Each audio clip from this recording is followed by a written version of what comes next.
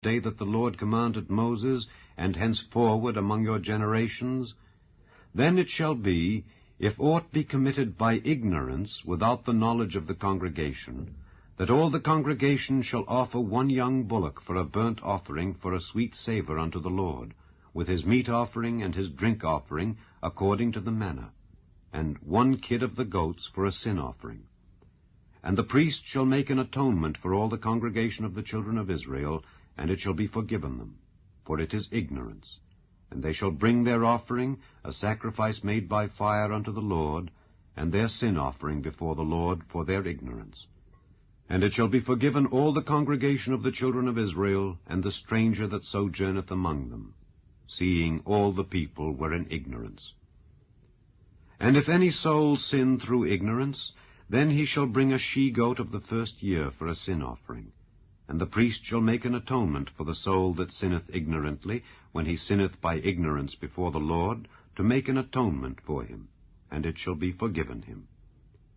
Ye shall have one law for him that sinneth through ignorance, both for him that is born among the children of Israel, and for the stranger that sojourneth among them.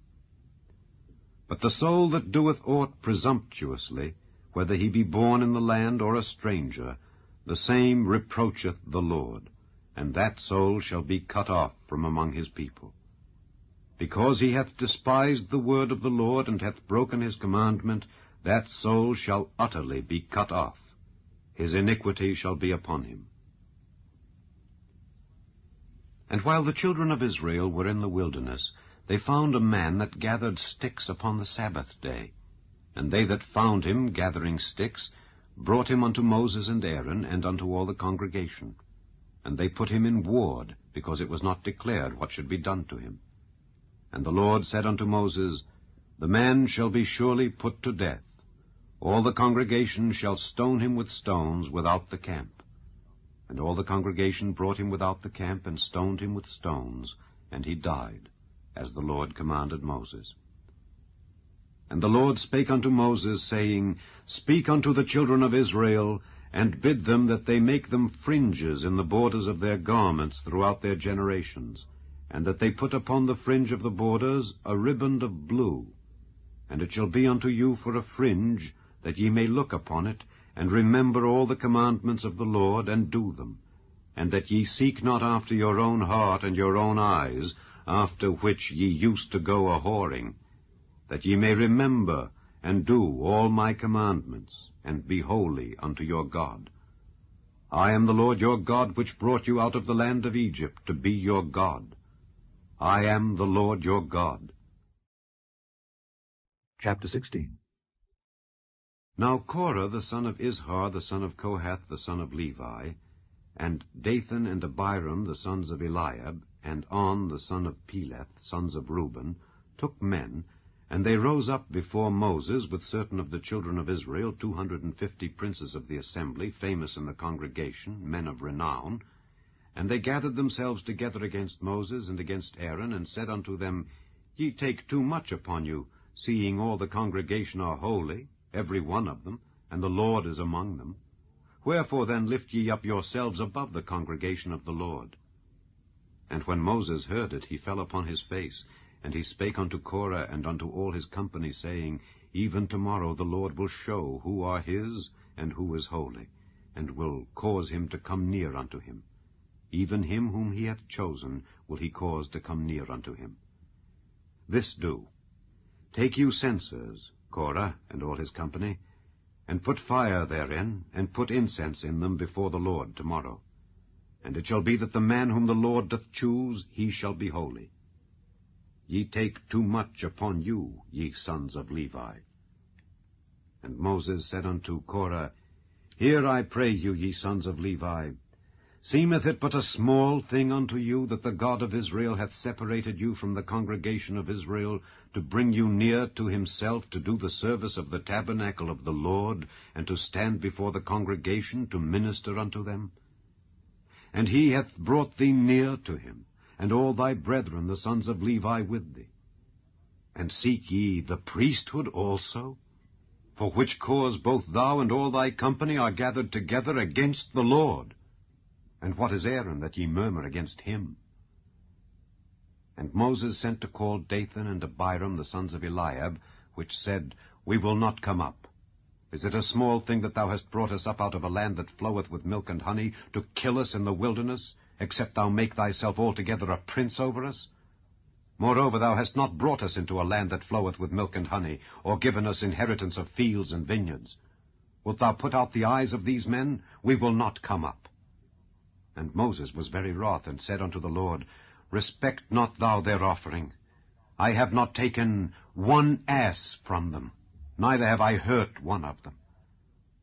And Moses said unto Korah, Be thou and all thy company before the Lord, thou and they and Aaron, tomorrow. And take every man his censer, and put incense in them, and bring ye before the Lord every man his censer, 250 censers, thou also and Aaron, each of you his censer. And they took every man his censer, and put fire in them, and laid incense thereon, and stood in the door of the tabernacle of the congregation with Moses and Aaron. And Korah gathered all the congregation against them unto the door of the tabernacle of the congregation. And the glory of the Lord appeared unto all the congregation. And the Lord spake unto Moses and unto Aaron, saying, Separate yourselves from among this congregation, that I may consume them in a moment. And they fell upon their faces, and said, O God, the God of the spirits of all flesh, shall one man sin, and wilt thou be wroth with all the congregation? And the Lord spake unto Moses, saying, Speak unto the congregation, saying, Get you up from about the tabernacle of Korah, Dathan, and Abiram. And Moses rose up and went unto Dathan and Abiram, and the elders of Israel followed him.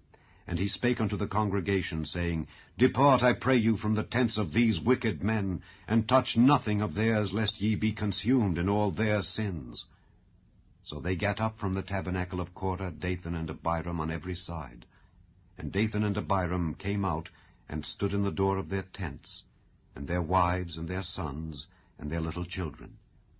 And Moses said, Hereby ye shall know that the Lord hath sent me to do all these works, for I have not done them of mine own mind.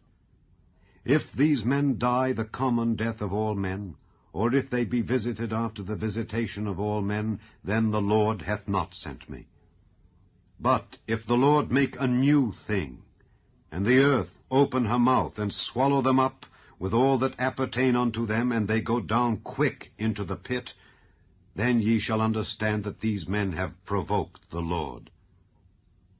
And it came to pass, as he had made an end of speaking all these words, that the ground clave asunder that was under them, and the earth opened her mouth, and swallowed them up, and their houses, and all the men that appertained unto Korah, and all their goods. They and all that appertained to them went down alive into the pit, and the earth closed upon them, and they perished from among the congregation. And all Israel that were round about them fled at the cry of them, for they said, Lest the earth swallow us up also. And there came out a fire from the Lord, and consumed the 250 men that offered incense. And the Lord spake unto Moses, saying, Speak unto Eleazar the son of Aaron the priest, that he take up the censers out of the burning, and scatter thou the fire yonder, for they are hallowed.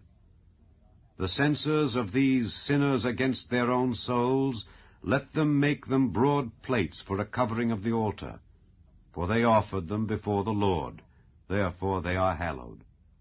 And they shall be a sign unto the children of Israel. And Eleazar the priest took the brazen censers wherewith they that were burnt had offered, and they were made broad plates for a covering of the altar, to be a memorial unto the children of Israel, that no stranger which is not of the seed of Aaron come near to offer incense before the Lord, that he be not as Korah and as his company, as the Lord said to him by the hand of Moses.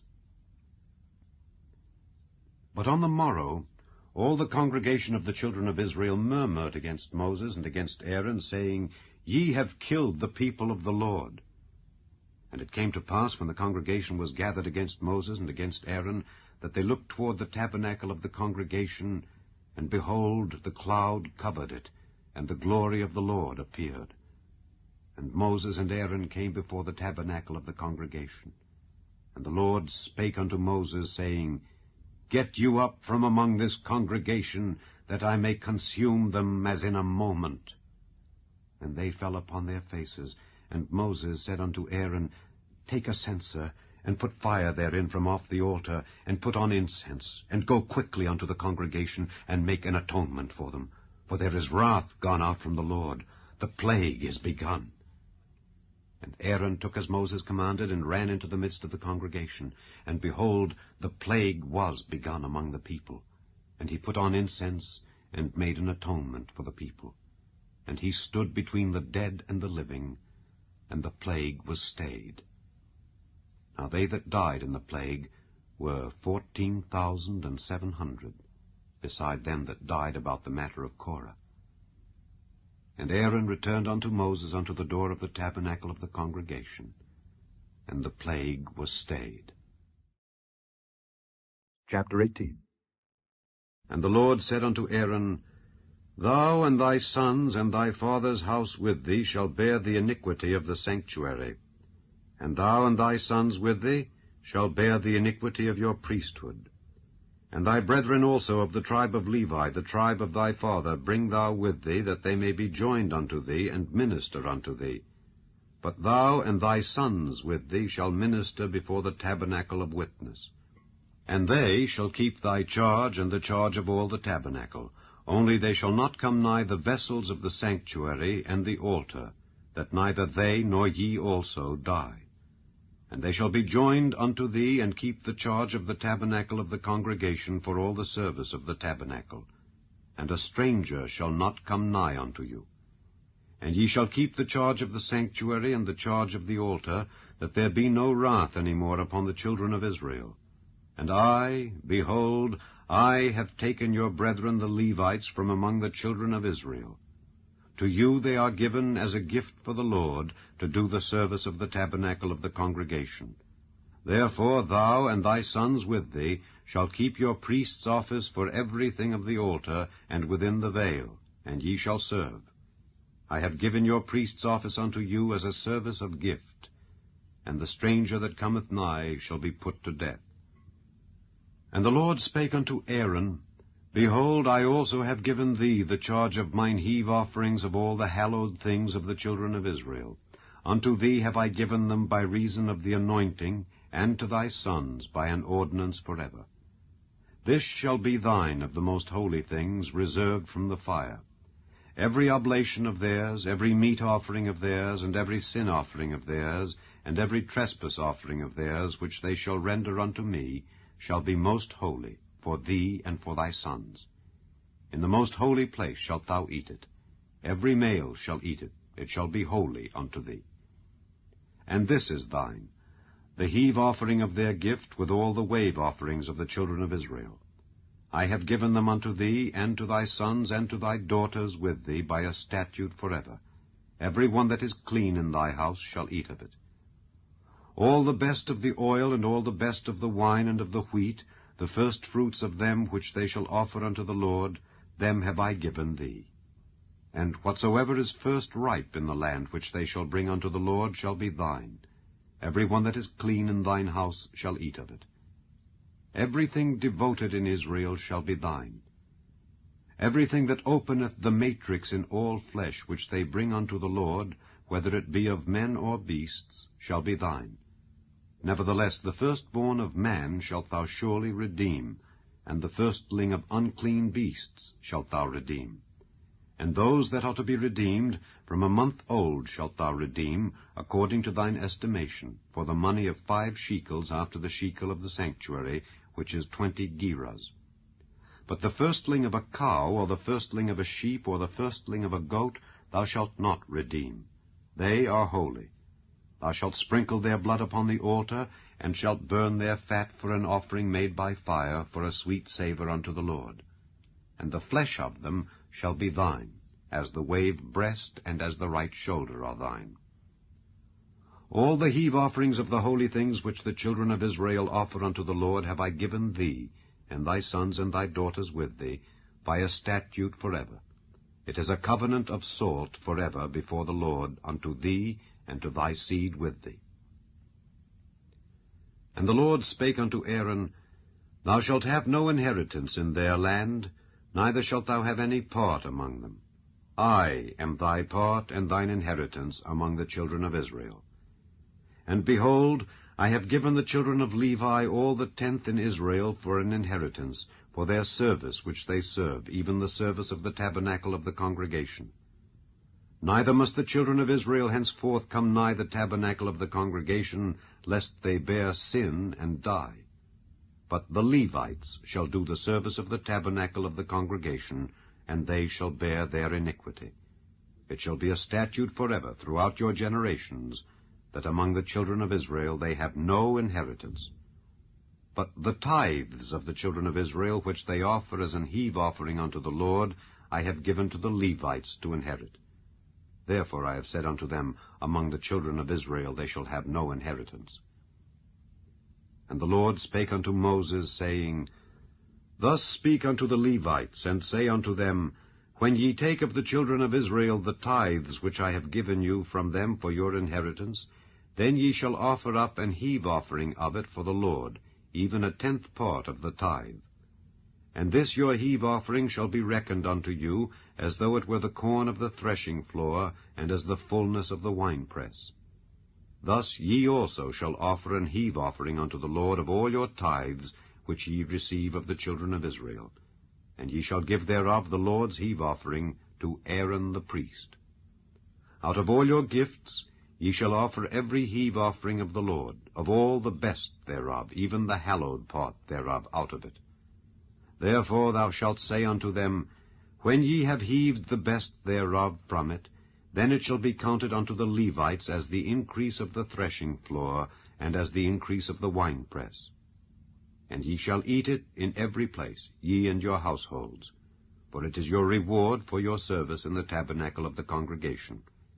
And ye shall bear no sin by reason of it, when ye have heaved from it the best of it. Neither shall ye pollute the holy things of the children of Israel, lest ye die. Chapter 20. Then came the children of Israel, even the whole congregation, into the desert of Zin in the 1st month, and the people abode in Kadesh. And Miriam died there, and was buried there. And there was no water for the congregation. And they gathered themselves together against Moses and against Aaron. And the people chode with Moses, and spake, saying, Would God that we had died when our brethren died before the Lord! And why have ye brought up the congregation of the Lord into this wilderness, that we and our cattle should die there? And wherefore have ye made us to come up out of Egypt, to bring us in unto this evil place? It is no place of seed, or of figs, or of vines, or of pomegranates, neither is there any water to drink. And Moses and Aaron went from the presence of the assembly unto the door of the tabernacle of the congregation, and they fell upon their faces, and the glory of the Lord appeared unto them. And the Lord spake unto Moses, saying, Take the rod, and gather thou the assembly together, thou and Aaron thy brother, and speak ye unto the rock before their eyes. And it shall give forth his water, and thou shalt bring forth to them water out of the rock. So thou shalt give the congregation and their beasts drink. And Moses took the rod from before the Lord, as he commanded him. And Moses and Aaron gathered the congregation together before the rock, and he said unto them, Hear now, ye rebels, must we fetch you water out of this rock?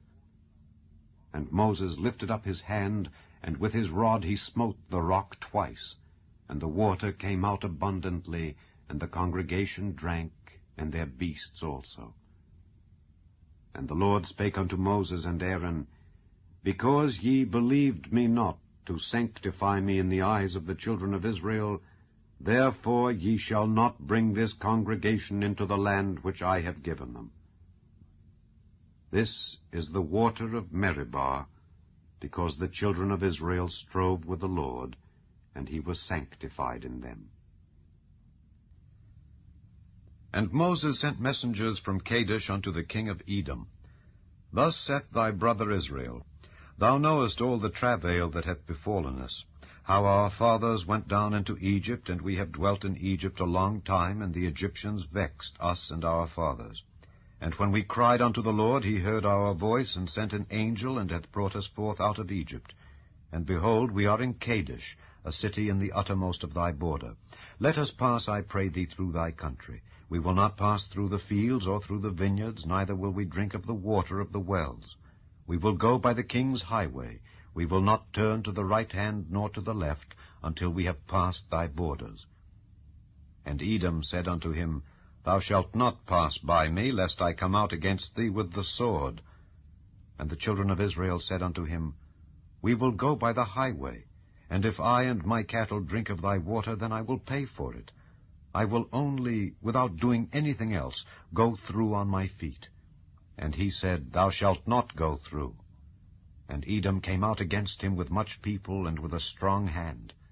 Thus Edom refused to give Israel passage through his border, wherefore Israel turned away from him. And the children of Israel, even the whole congregation, journeyed from Kadesh, and came unto Mount Hor.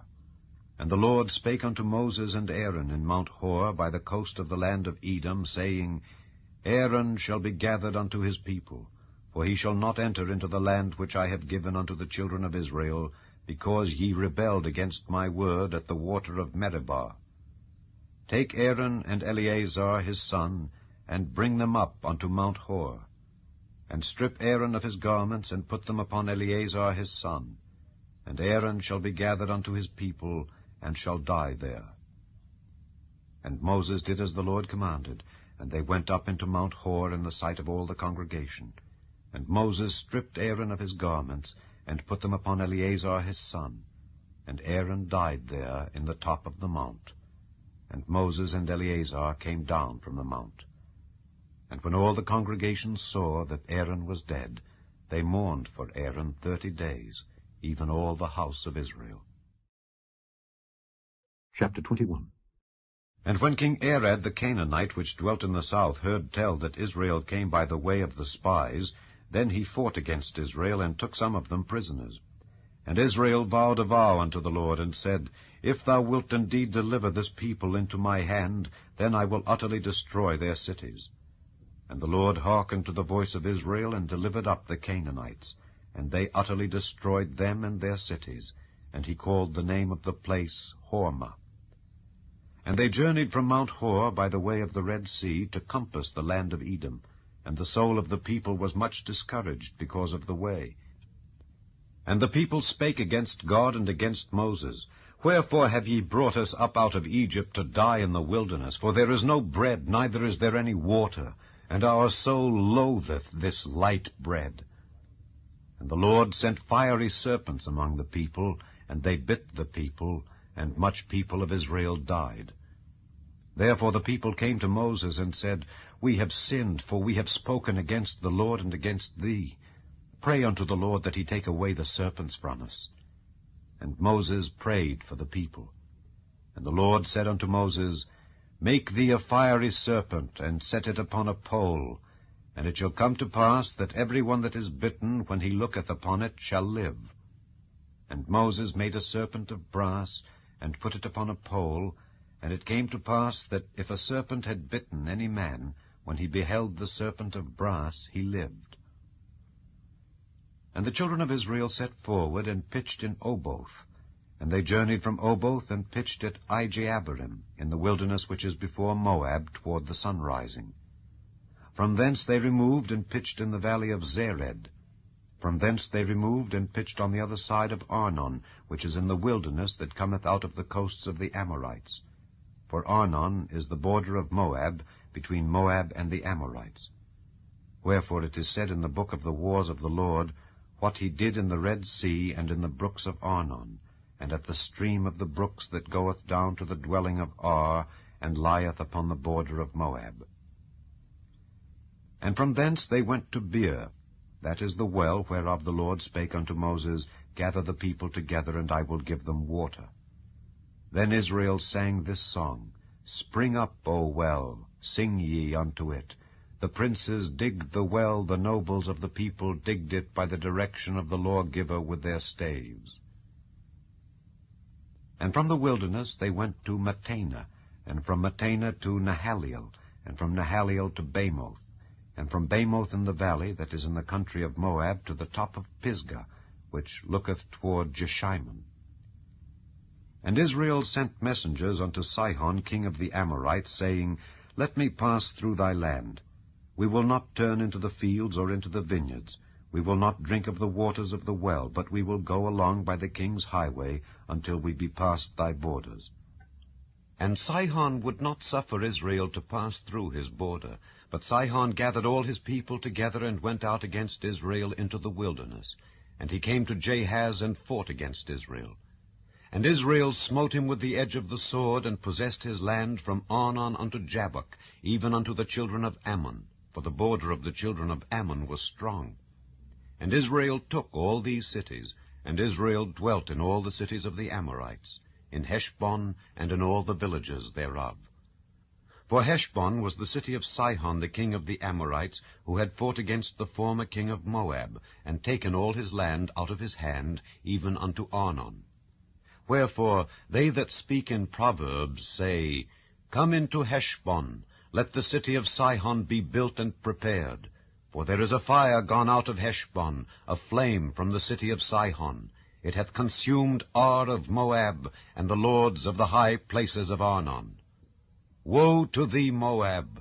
Thou art undone, O people of Chemosh. He hath given his sons that escaped, and his daughters, into captivity unto Sihon king of the Amorites. We have shot at them. Heshbon is perished even unto Dibon, and we have laid them waste even unto Nophah, which reacheth unto Medeba. Thus Israel dwelt in the land of the Amorites. And Moses sent to spy out Jazer, and they took the villages thereof, and drove out the Amorites that were there. And they turned and went up by the way of Bashan, and Og the king of Bashan went out against them, he and all his people, to the battle at Edrei. And the Lord said unto Moses, Fear him not, for I have delivered him into thy hand, and all his people and his land. And thou shalt do to him as thou didst unto Sihon king of the Amorites, which dwelt at Heshbon. So they smote him and his sons and all his people, until there was none left him alive, and they possessed his land. Chapter 22. And the children of Israel set forward, and pitched in the plains of Moab on this side Jordan by Jericho. And Balak the son of Zippor saw all that Israel had done to the Amorites. And Moab was sore afraid of the people, because they were many, and Moab was distressed because of the children of Israel. And Moab said unto the elders of Midian, Now shall this company lick up all that are round about us, as the ox licketh up the grass of the field.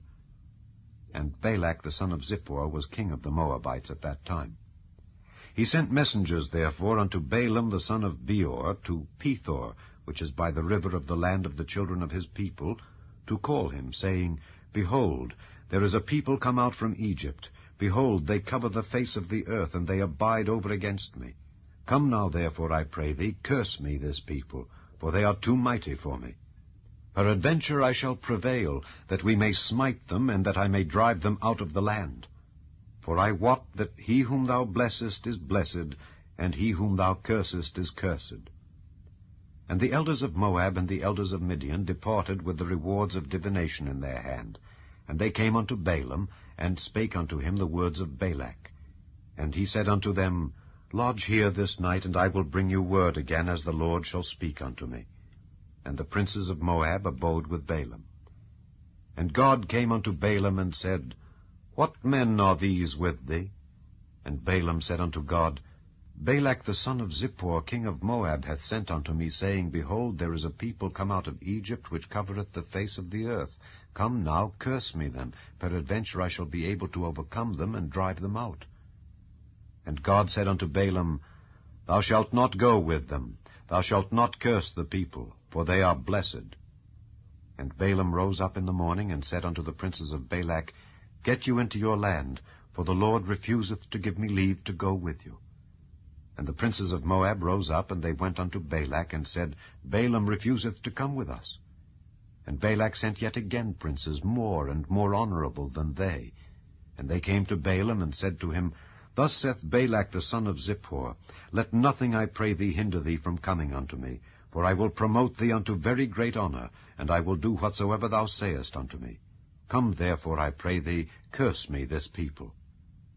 And Balaam answered and said unto the servants of Balak, If Balak would give me his house full of silver and gold, I cannot go beyond the word of the Lord my God, to do less or more.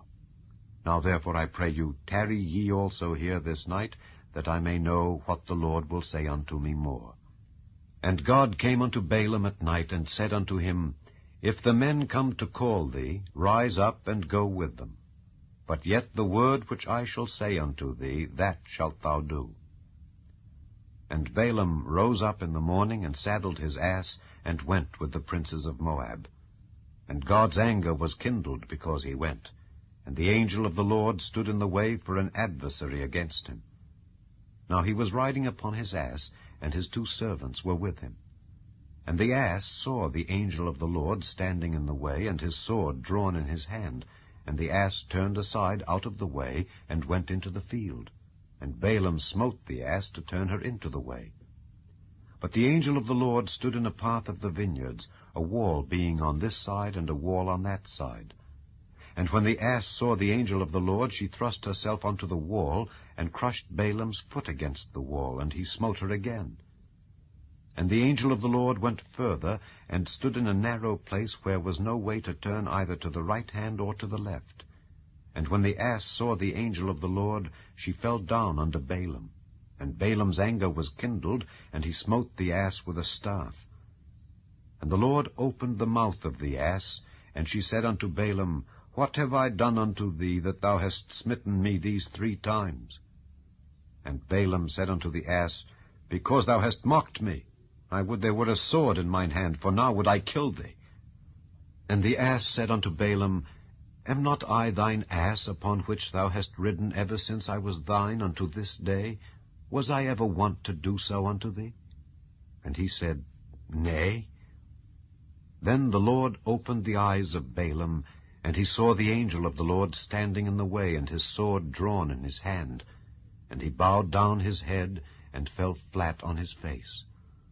And the angel of the Lord said unto him, Wherefore hast thou smitten thine ass these 3 times? Behold, I went out to withstand thee, because thy way is perverse before me. And the ass saw me, and turned from me these 3 times. Unless she had turned from me, surely now also I had slain thee, and saved her alive. And Balaam said unto the angel of the Lord, I have sinned, for I knew not that thou stoodest in the way against me. Now therefore, if it displease thee, I will get me back again.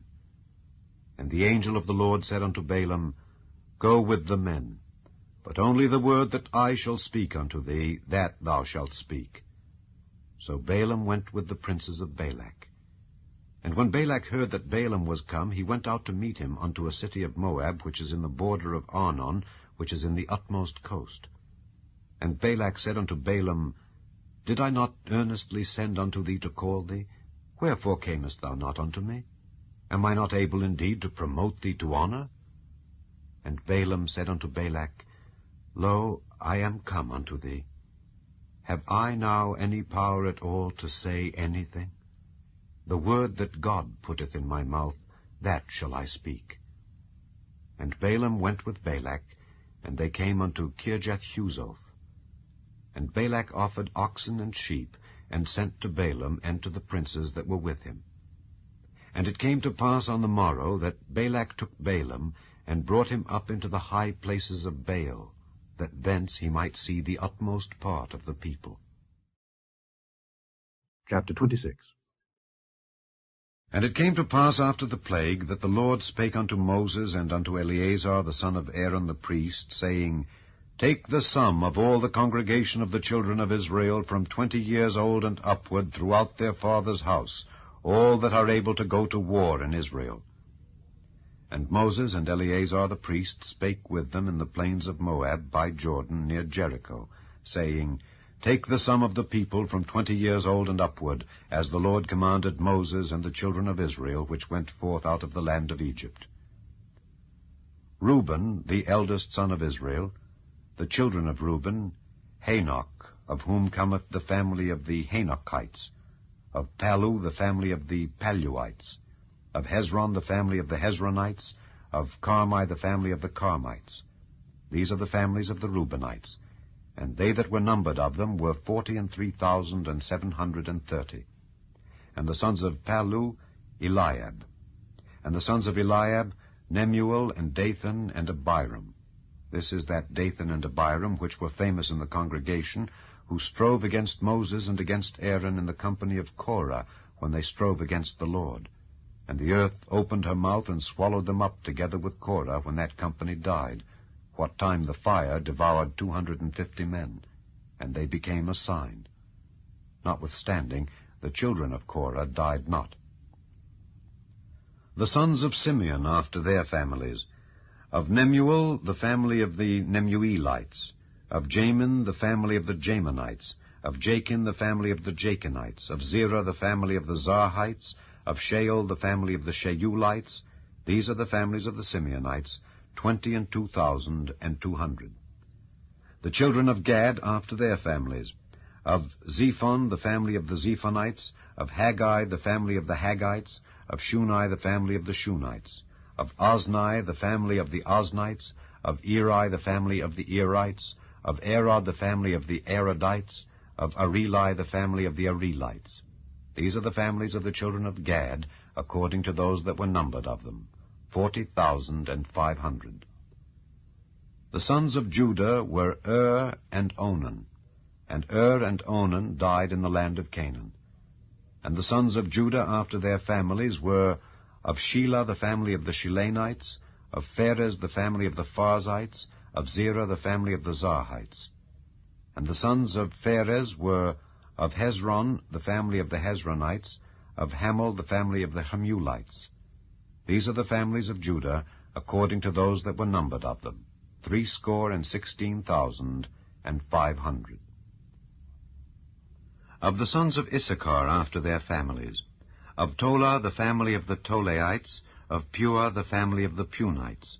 Of Jashub, the family of the Jashubites. Of Shimron, the family of the Shimronites. These are the families of Issachar, according to those that were numbered of them, 304,300. Of the sons of Zebulun after their families. Of Sered, the family of the Sardites. Of Elon, the family of the Elonites. Of Jaleel, the family of the Jaleelites. These are the families of the Zebulunites, according to those that were numbered of them, 300,500. The sons of Joseph after their families were Manasseh and Ephraim. Of the sons of Manasseh, of Machir, the family of the Machirites, and Machir begat Gilead. Of Gilead come the family of the Gileadites. These are the sons of Gilead. Of Jeezer, the family of the Jeezerites. Of Helek, the family of the Helekites. And of Azriel, the family of the Azrielites. And of Shechem, the family of the Shechemites. And of Shemida, the family of the Shemidaites. And of Hepher, the family of the Hepherites. And Zelophehad, the son of Hepher, had no sons, but daughters. And the names of the daughters of Zelophehad were Mahlah and Noah, Hoglah, Milcah, and Tirzah. These are the families of Manasseh, and those that were numbered of them, 52,700. These are the sons of Ephraim after their families. Of Shuthelah, the family of the Shuthalhites. Of Becher, the family of the Bachrites. Of Tahan, the family of the Tahanites. And these are the sons of Shuthelah. Of Eran, the family of the Eranites. These are the families of the sons of Ephraim, according to those that were numbered of them, 32,500. These are the sons of Joseph after their families. The sons of Benjamin after their families. Of Bela, the family of the Belaites. Of Ashbel, the family of the Ashbelites. Of Ahiram, the family of the Ahiramites. Of Shupham, the family of the Shuphamites. Of Hupham, the family of the Huphamites. And the sons of Bela were Ard and Naaman. Of Ard, the family of the Ardites. And of Naaman, the family of the Naamites. These are the sons of Benjamin after their families, and they that were numbered of them were 45,600. These are the sons of Dan after their families. Of Shuham, the family of the Shuhamites. These are the families of Dan after their families.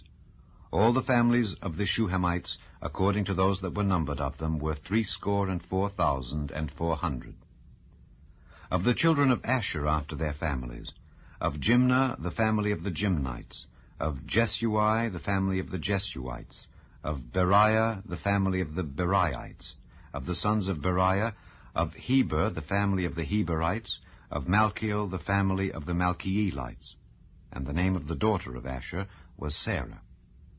These are the families of the sons of Asher according to those that were numbered of them, who were 53,400. Of the sons of Naphtali after their families, of Jaziel, the family of the Jazelites, of Guni, the family of the Gunites, of Jezer, the family of the Jezerites, of Shillem, the family of the Shillemites. These are the families of Naphtali according to their families, and they that were numbered of them were 45,400. These were the numbered of the children of Israel, 600,000 and 1,730. And the Lord spake unto Moses, saying, Unto these the land shall be divided for an inheritance according to the number of names. To many thou shalt give the more inheritance, and to few thou shalt give the less inheritance. To every one shall his inheritance be given according to those that were numbered of him. Notwithstanding, the land shall be divided by lot. According to the names of the tribes of their fathers they shall inherit. According to the lot shall the possession thereof be divided between many and few. And these are they that were numbered of the Levites after their families. Of Gershon the family of the Gershonites, of Kohath the family of the Kohathites, of Merari the family of the Merarites. These are the families of the Levites. The family of the Libnites, the family of the Hebronites, the family of the Mahlites, the family of the Mushites, the family of the Korathites. And Kohath begat Amram. And the name of Amram's wife was Jochebed, the daughter of Levi, whom her mother bare to Levi in Egypt. And she bare unto Amram Aaron and Moses, and Miriam their sister. And unto Aaron was born Nadab and Abihu, Eleazar and Ithamar. And Nadab and Abihu died when they offered strange fire before the Lord. And those that were numbered of them were 23,000, all males from a month old and upward. For they were not numbered among the children of Israel, because there was no inheritance given them among the children of Israel. These are they that were numbered by Moses and Eleazar the priest, who numbered the children of Israel in the plains of Moab by Jordan near Jericho.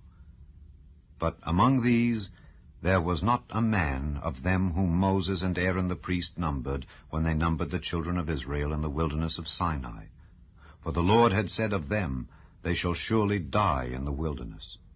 And there was not left a man of them, save Caleb the son of Jephunneh, and Joshua the son of Nun. Chapter 28. And the Lord spake unto Moses, saying, Command the children of Israel, and say unto them, My offering and my bread for my sacrifices made by fire for a sweet savour unto me, shall ye observe to offer unto me in their due season. And thou shalt say unto them, This is the offering made by fire, which ye shall offer unto the Lord. 2 lambs of the first year without spot, day by day, for a continual burnt offering.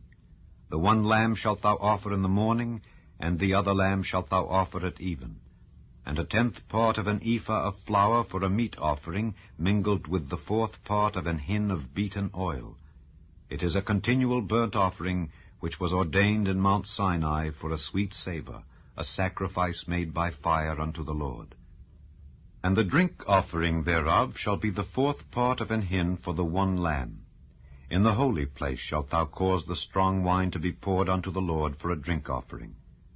And the other lamb shalt thou offer at even.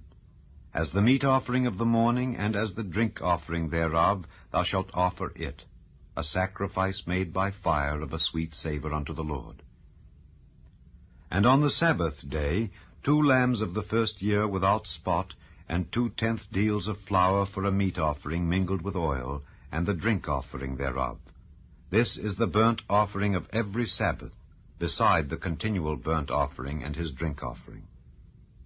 And in the beginnings of your months ye shall offer a burnt offering unto the Lord, 2 young bullocks and 1 ram, 7 lambs of the first year without spot, and 3/10 deals of flour for a meat offering mingled with oil for 1 bullock, and 2/10 deals of flour for a meat offering mingled with oil for 1 ram, and a several 10th deal of flour mingled with oil for a meat offering unto 1 lamb, for a burnt offering of a sweet savour, a sacrifice made by fire unto the Lord.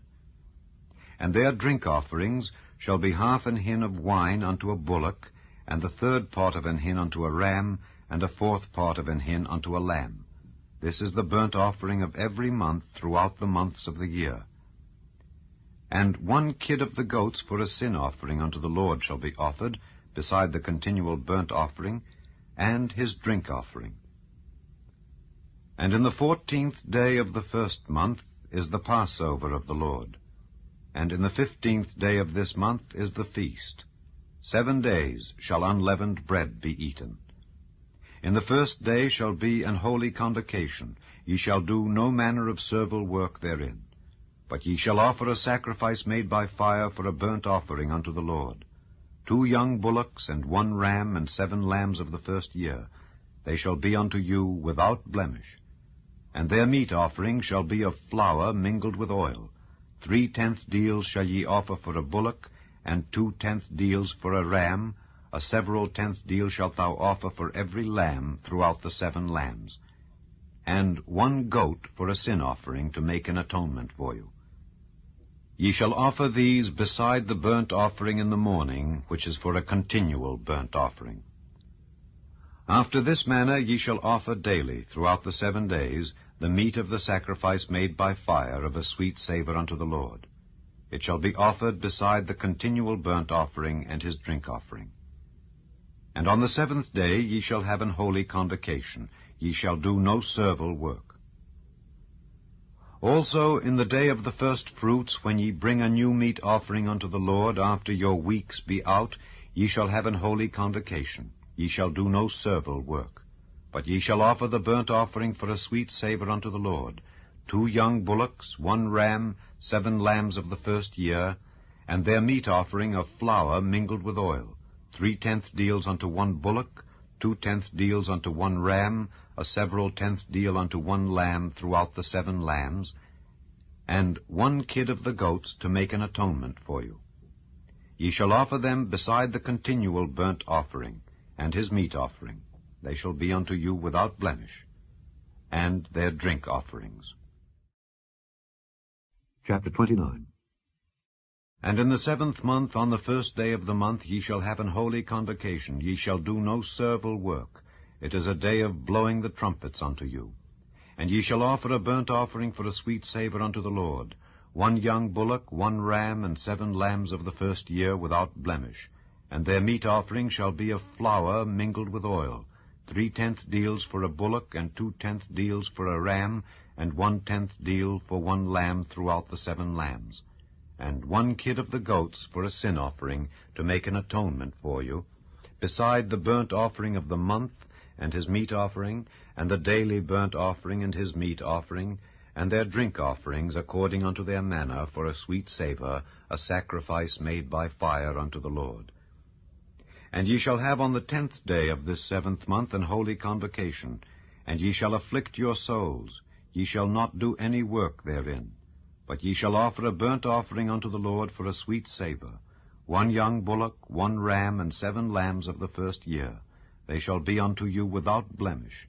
And their meat offering shall be of flour mingled with oil, 3/10 deals to a bullock, and 2/10 deals to 1 ram, a several 10th deal for 1 lamb throughout the 7 lambs, 1 kid of the goats for a sin offering, beside the sin offering of atonement, and the continual burnt offering, and the meat offering of it, and their drink offerings. And on the 15th day of the 7th month ye shall have an holy convocation. Ye shall do no servile work, and ye shall keep a feast unto the Lord 7 days. And ye shall offer a burnt offering, a sacrifice made by fire of a sweet savour unto the Lord, 13 young bullocks, 2 rams, and 14 lambs of the 1st year. They shall be without blemish. And their meat offering shall be of flour mingled with oil, 3/10 deals unto every bullock of the 13 bullocks, 2/10 deals to each ram of the 2 rams, and a several 10th deal to each lamb of the 14 lambs. And 1 kid of the goats for a sin offering. beside the continual burnt offering, his meat offering, and his drink offering. And on the 2nd day ye shall offer 12 young bullocks, 2 rams, 14 lambs of the first year without spot, and their meat offering and their drink offerings for the bullocks, for the rams, and for the lambs shall be according to their number after the manner. And 1 kid of the goats for a sin offering, beside the continual burnt offering and the meat offering thereof and their drink offerings. And on the 3rd day 11 bullocks, 2 rams, 14 lambs of the first year without blemish, and their meat offering and their drink offerings for the bullocks, for the rams, and for the lambs shall be according to their number after the manner. And 1 goat for a sin offering, beside the continual burnt offering and his meat offering and his drink offering. And on the 4th day 10 bullocks, 2 rams, and 14 lambs of the first year without blemish. Their meat offering and their drink offerings for the bullocks, for the rams, and for the lambs shall be according to their number after the manner. And 1 kid of the goats for a sin offering, beside the continual burnt offering, his meat offering, and his drink offering. And on the 5th day 9 bullocks, 2 rams, and 14 lambs of the first year without spot, and their meat offering and their drink offerings for the bullocks, for the rams, and for the lambs shall be according to their number after the manner. And 1 goat for a sin offering, beside the continual burnt offering and his meat offering and his drink offering. And on the 6th day 8 bullocks, 2 rams, and 14 lambs of the first year without blemish, and their meat offering and their drink offerings for the bullocks, for the rams, and for the lambs shall be according to their number after the manner. And 1 goat for a sin offering, beside the continual burnt offering, his meat offering, and his drink offering. And on the 7th day 7 bullocks, 2 rams, and 14 lambs of the first year without blemish, and their meat offering and their drink offerings for the bullocks, for the rams, and for the lambs shall be according to their number after the manner. And 1 goat for a sin offering, beside the continual burnt offering, his meat offering, and his drink offering. On the 8th day ye shall have a solemn assembly. Ye shall do no servile work therein. But ye shall offer a burnt offering, a sacrifice made by fire of a sweet savour unto the Lord. 1 bullock, 1 ram, 7 lambs of the first year without blemish. Their meat offering and their drink offerings for the bullock, for the ram, and for the lambs shall be according to their number after the manner. And 1 goat for a sin offering, beside the continual burnt offering and his meat offering and his drink offering. These things ye shall do unto the Lord in your set feasts, beside your vows and your free will offerings, for your burnt offerings, and for your meat offerings, and for your drink offerings, and for your peace offerings. And Moses told the children of Israel according to all that the Lord commanded Moses. Chapter 31. And the Lord spake unto Moses, saying, Avenge the children of Israel of the Midianites. Afterward shalt thou be gathered unto thy people. And Moses spake unto the people, saying, Arm some of yourselves unto the war, and let them go against the Midianites, and avenge the Lord of Midian. Of every tribe 1,000 throughout all the tribes of Israel shall ye send to the war. So there were delivered out of the thousands of Israel 1,000 of every tribe, 12,000 armed for war. And Moses sent them to the war, 1,000 of every tribe, them and Phinehas the son of Eleazar the priest to the war, with the holy instruments, and the trumpets to blow in his hand. And they warred against the Midianites, as the Lord commanded Moses, and they slew all the males. And they slew the kings of Midian, beside the rest of them that were slain, namely Evi, and Rechem, and Zur, and Hur, and Reba, 5 kings of Midian. Balaam also, the son of Beor, they slew with the sword. And the children of Israel took all the women of Midian captives, and their little ones, and took the spoil of all their cattle, and all their flocks, and all their goods. And they burnt all their cities wherein they dwelt, and all their goodly castles with fire. And they took all the spoil and all the prey, both of men and of beasts. And they brought the captives and the prey and the spoil unto Moses and Eleazar the priest, and unto the congregation of the children of Israel, unto the camp at the plains of Moab, which are by Jordan near Jericho. And Moses and Eleazar the priest and all the princes of the congregation went forth to meet them without the camp. And Moses was wroth with the officers of the host, with the captains over thousands and captains over hundreds, which came from the battle. And Moses said unto them, Have ye saved all the women alive? Behold, these caused the children of Israel through the counsel of Balaam to commit trespass against the Lord in the matter of Peor, and there was a plague among the congregation of the Lord. Now therefore kill every male among the little ones, and kill every woman that hath known man by lying with him. But all the women children that have not known a man by lying with him, keep alive for yourselves. And do ye abide without the camp 7 days. Whosoever hath killed any person, and whosoever hath touched any slain, purify both yourselves and your captives on the 3rd day and on the 7th day. And purify all your raiment, and all that is made of skins, and all work of goat's hair, and all things made of wood. And Eleazar the priest said unto the men of war which went to the battle, This is the ordinance of the law which the Lord commanded Moses. Only the gold and the silver, the brass, the iron, the tin, and the lead, everything that may abide the fire, ye shall make it go through the fire, and it shall be clean. Nevertheless, it shall be purified with the water of separation. And all that abideth not the fire, ye shall make go through the water. And ye shall wash your clothes on the 7th day, and ye shall be clean, and afterward ye shall come into the camp. And the Lord spake unto Moses, saying, Take the sum of the prey that was taken, both of man and of beast, thou and Eleazar the priest, and the chief fathers of the congregation, and divide the prey into 2 parts, between them that took the war upon them, who went out to battle, and between all the congregation. And levy a tribute unto the Lord of the men of war which went out to battle, 1 soul of 500, both of the persons, and of the beeves, and of the asses, and of the sheep. Take it of their half, and give it unto Eleazar the priest for an heave offering of the Lord.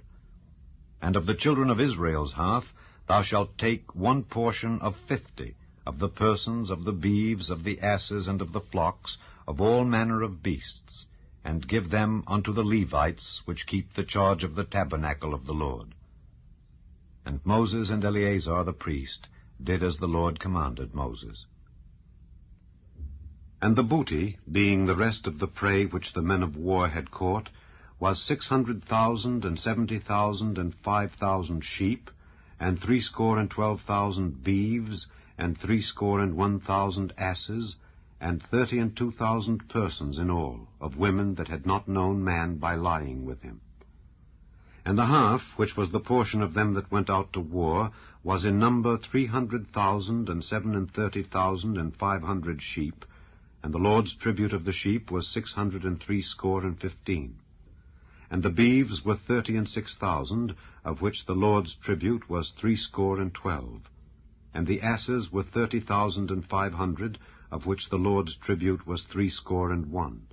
And the persons were 16,000, of which the Lord's tribute was 32 persons.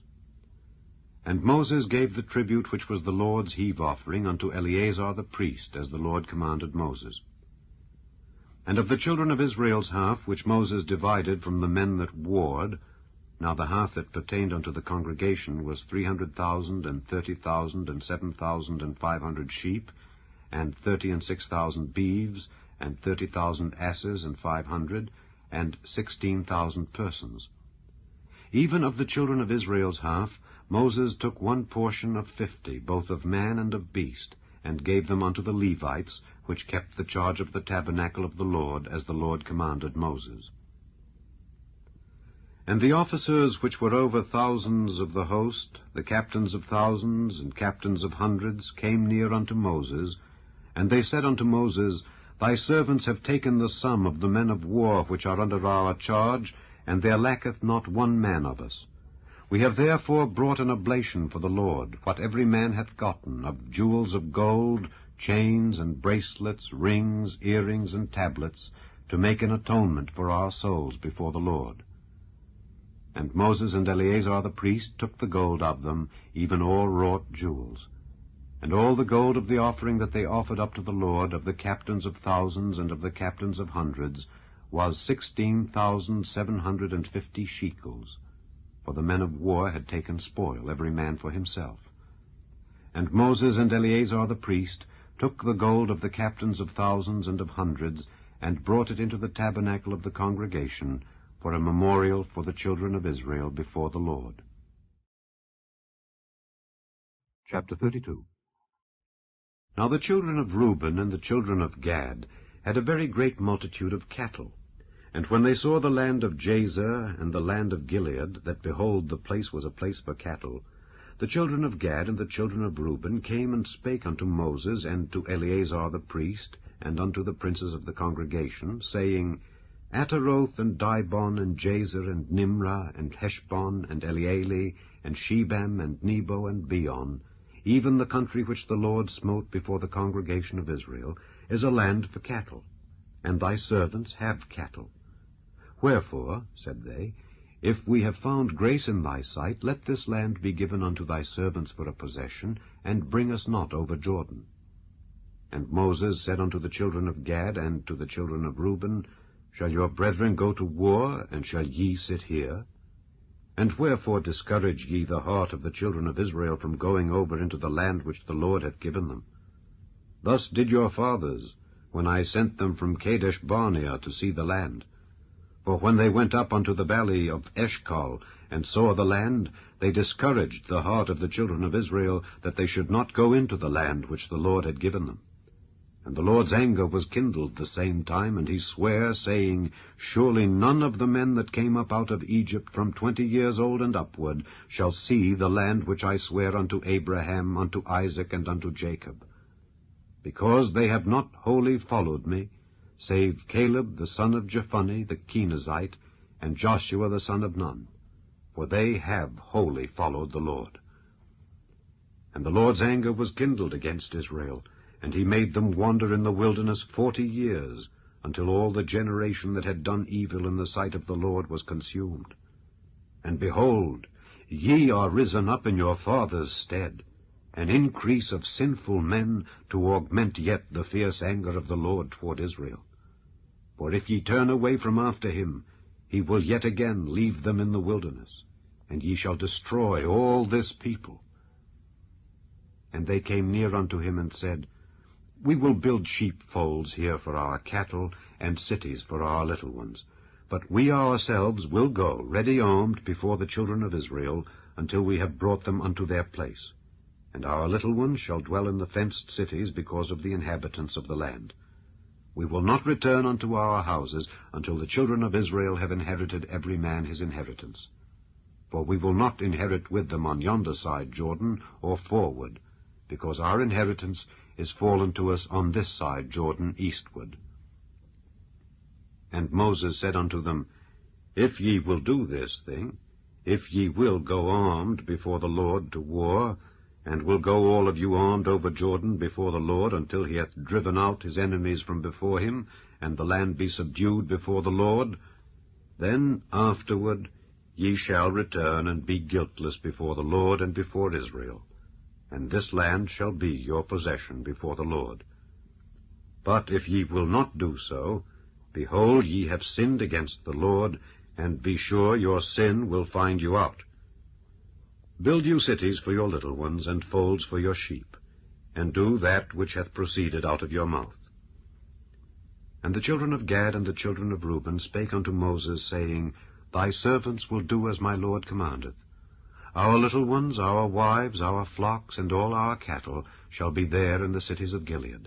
But thy servants will pass over, every man armed for war, before the Lord to battle, as my Lord saith.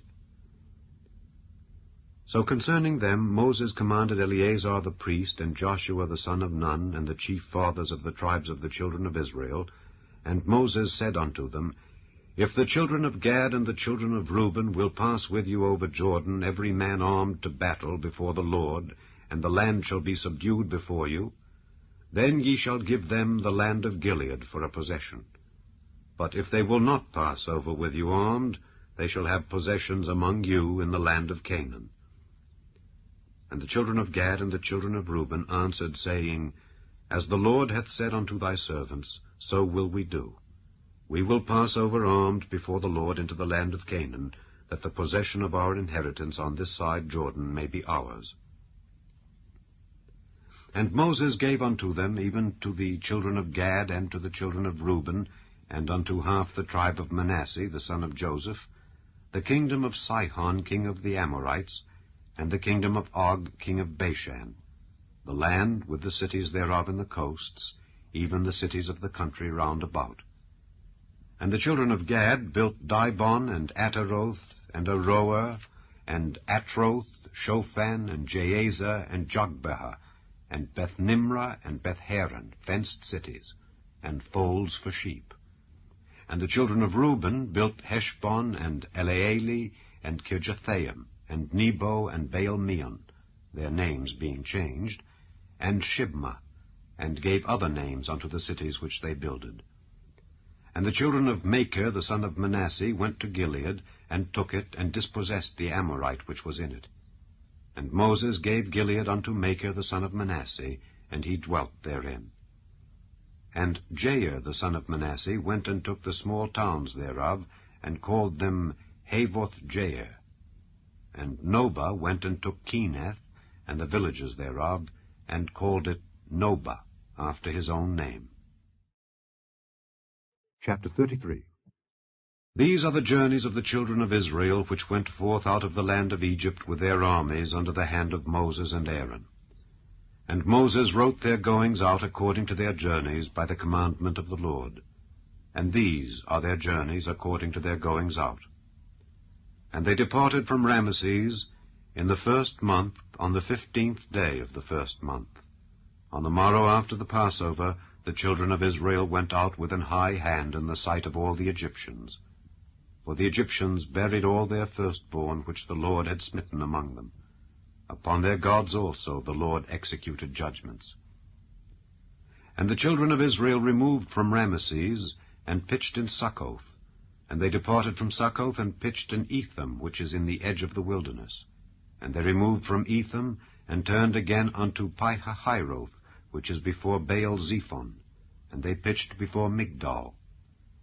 And they departed from before Pihahiroth, and passed through the midst of the sea into the wilderness, and went 3 days' journey in the wilderness of Etham, and pitched in Merah. And they removed from Merah, and came unto Elim. And in Elim were 12 fountains of water, and 60 palm trees, and they pitched there. And they removed from Elim, and encamped by the Red Sea. And they removed from the Red Sea, and encamped in the wilderness of Sin. And they took their journey out of the wilderness of Sin, and encamped in Dophkah. And they departed from Dophkah, and encamped in Elash. And they removed from Elash, and encamped at Rephidim, where was no water for the people to drink. And they departed from Rephidim, and pitched in the wilderness of Sinai. And they removed from the desert of Sinai, and pitched at Kibroth-Hattaavah. And they departed from Kibroth-Hattaavah, and encamped at Hazeroth. And they departed from Hazeroth, and pitched in Rithmah. And they departed from Rithmah, and pitched at Rimmon-Perez. And they departed from Rimmon-Perez, and pitched in Libnah. And they removed from Libnah, and pitched at Rissah. And they journeyed from Rissah, and pitched in Kehelatha.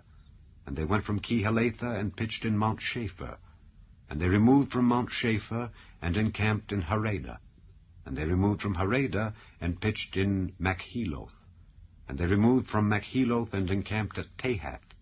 And they departed from Tahath, and pitched at Terah. And they removed from Terah, and pitched in Mithkah. And they went from Mithkah, and pitched in Heshmonah. And they departed from Heshmonah, and encamped at Moseroth.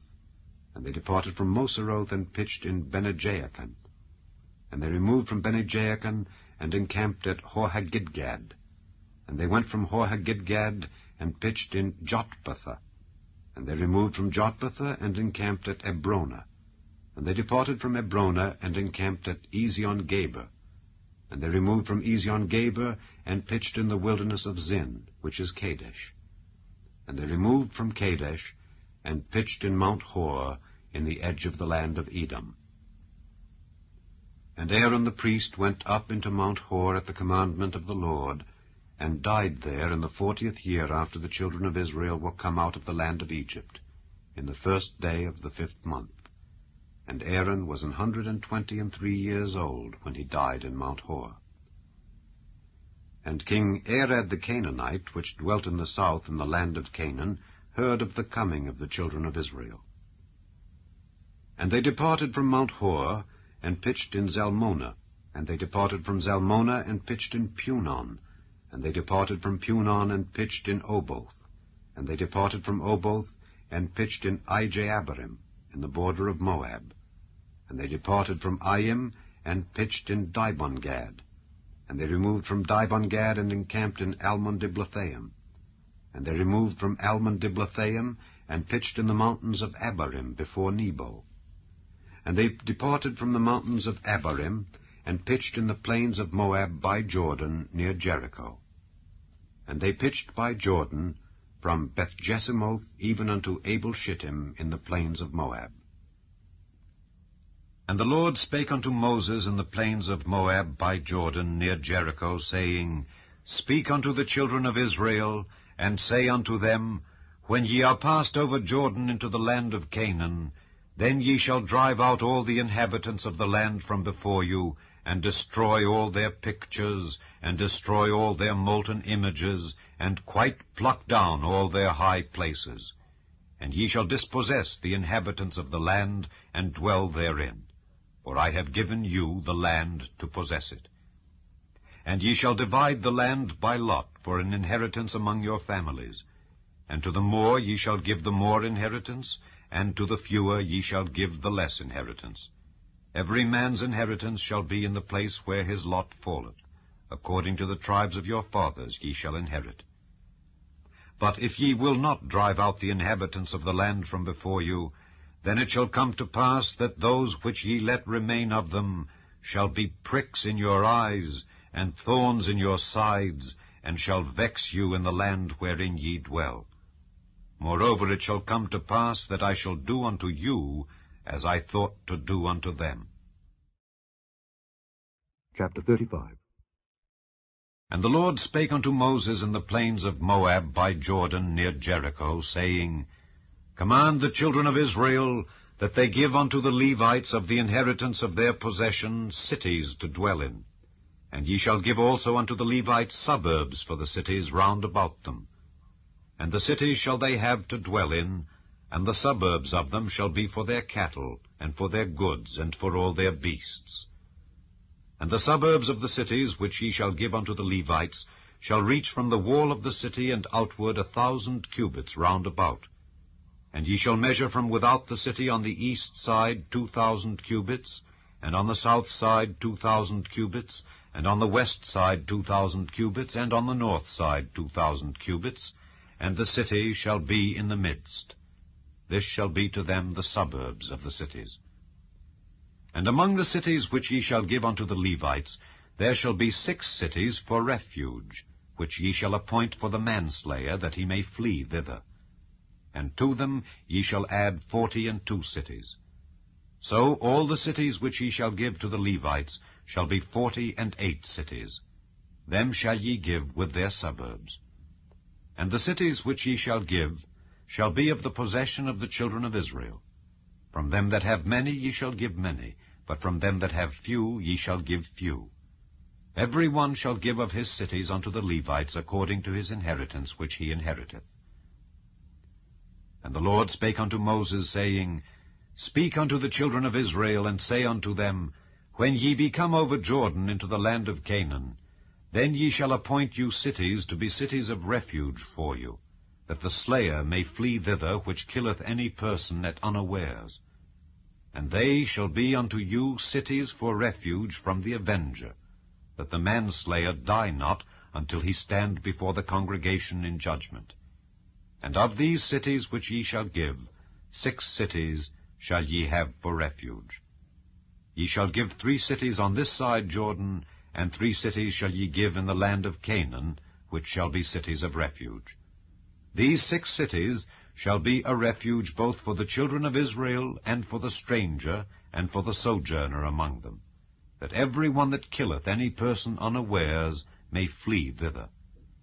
And if he smite him with an instrument of iron, so that he die, he is a murderer. the murderer shall surely be put to death. And if he smite him with throwing a stone, wherewith he may die, and he die, he is a murderer. The murderer shall surely be put to death. Or if he smite him with an hand weapon of wood, wherewith he may die, and he die, he is a murderer.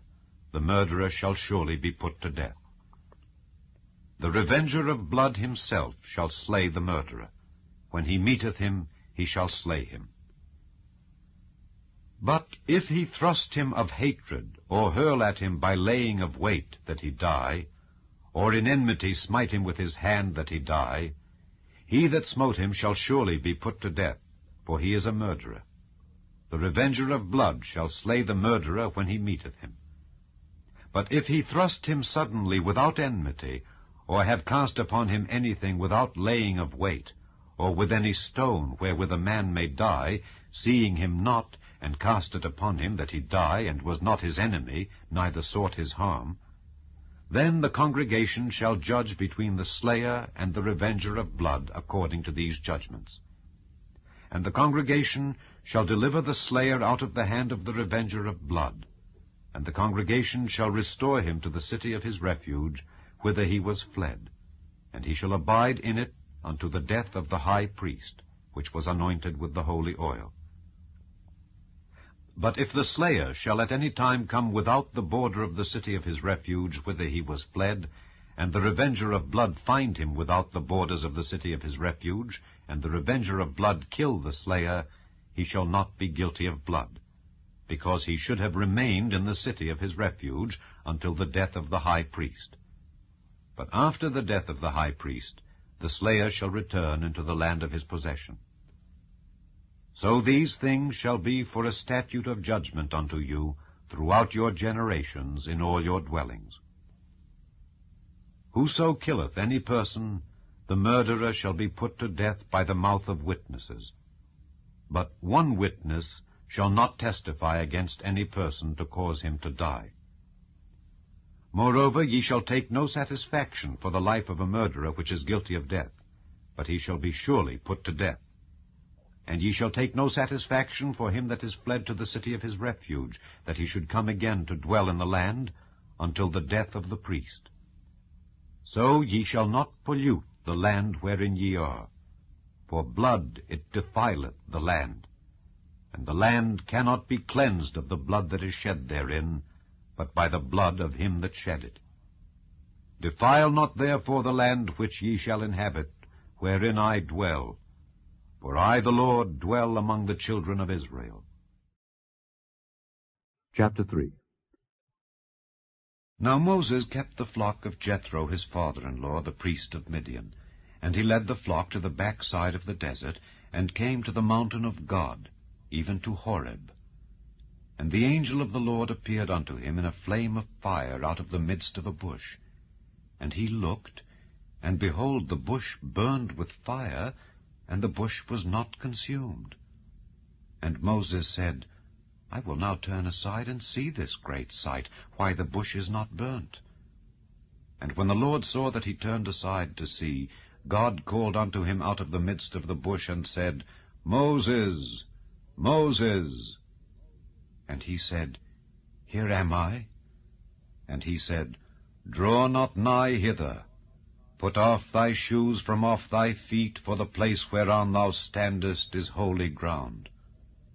Moreover he said, I am the God of thy father, the God of Abraham, the God of Isaac, and the God of Jacob. And Moses hid his face, for he was afraid to look upon God. And the Lord said, I have surely seen the affliction of my people which are in Egypt, and have heard their cry by reason of their taskmasters, for I know their sorrows. And I am come down to deliver them out of the hand of the Egyptians, and to bring them up out of that land unto a good land and a large, unto a land flowing with milk and honey, unto the place of the Canaanites and the Hittites and the Amorites and the Perizzites and the Hivites and the Jebusites. Now therefore, behold, the cry of the children of Israel is come unto me, and I have also seen the oppression wherewith the Egyptians oppress them. Come now therefore, And I will send thee unto Pharaoh, that thou mayest bring forth my people, the children of Israel, out of Egypt. And Moses said unto God, Who am I, that I should go unto Pharaoh, and that I should bring forth the children of Israel out of Egypt? And he said, Certainly I will be with thee, and this shall be a token unto thee that I have sent thee. When thou hast brought forth the people out of Egypt, ye shall serve God upon this mountain. And Moses said unto God, Behold, when I come unto the children of Israel, and shall say unto them, The God of your fathers hath sent me unto you, and they shall say to me, What is his name? What shall I say unto them? And God said unto Moses, I am that I am. And he said, Thus shalt thou say unto the children of Israel, I am hath sent me unto you. And God said moreover unto Moses, Thus shalt thou say unto the children of Israel, The Lord God of your fathers, the God of Abraham, the God of Isaac, and the God of Jacob, hath sent me unto you. This is my name forever, and this is my memorial unto all generations. Go, and gather the elders of Israel together, and say unto them, The Lord God of your fathers, the God of Abraham, of Isaac, and of Jacob, appeared unto me, saying, I have surely visited you, and seen that which is done to you in Egypt. And I have said, I will bring you up out of the affliction of Egypt unto the land of the Canaanites, and the Hittites, and the Amorites, and the Perizzites, and the Hivites, and the Jebusites, unto a land flowing with milk and honey. And they shall hearken to thy voice. And thou shalt come, thou and the elders of Israel, unto the king of Egypt, and ye shall say unto him, The Lord God of the Hebrews hath met with us. And now let us go, we beseech thee, 3 days' journey into the wilderness, that we may sacrifice to the Lord our God. And I am sure that the king of Egypt will not let you go, no, not by a mighty hand. And I will stretch out my hand, and smite Egypt with all my wonders, which I will do in the midst thereof. And after that he will let you go. And I will give this people favor in the sight of the Egyptians, and it shall come to pass that when ye go, ye shall not go empty, but every woman shall borrow of her neighbor, and of her that sojourneth in her house, jewels of silver, and jewels of gold, and raiment. And ye shall put them upon your sons and upon your daughters, and ye shall spoil the Egyptians. Chapter 4. And Moses answered and said, But behold, they will not believe me, nor hearken unto my voice. For they will say, The Lord hath not appeared unto thee. And the Lord said unto him, What is that in thine hand? And he said, A rod. And he said, Cast it on the ground. And he cast it on the ground, and it became a serpent, and Moses fled from before it. And the Lord said unto Moses, Put forth thine hand, and take it by the tail. And he put forth his hand, and caught it, and it became a rod in his hand. That they may believe that the Lord God of their fathers, the God of Abraham, the God of Isaac, and the God of Jacob, hath appeared unto thee. And the Lord said furthermore unto him, Put now thine hand into thy bosom. And he put his hand into his bosom, and when he took it out, behold, his hand was leprous as snow. And he said, Put thine hand into thy bosom again.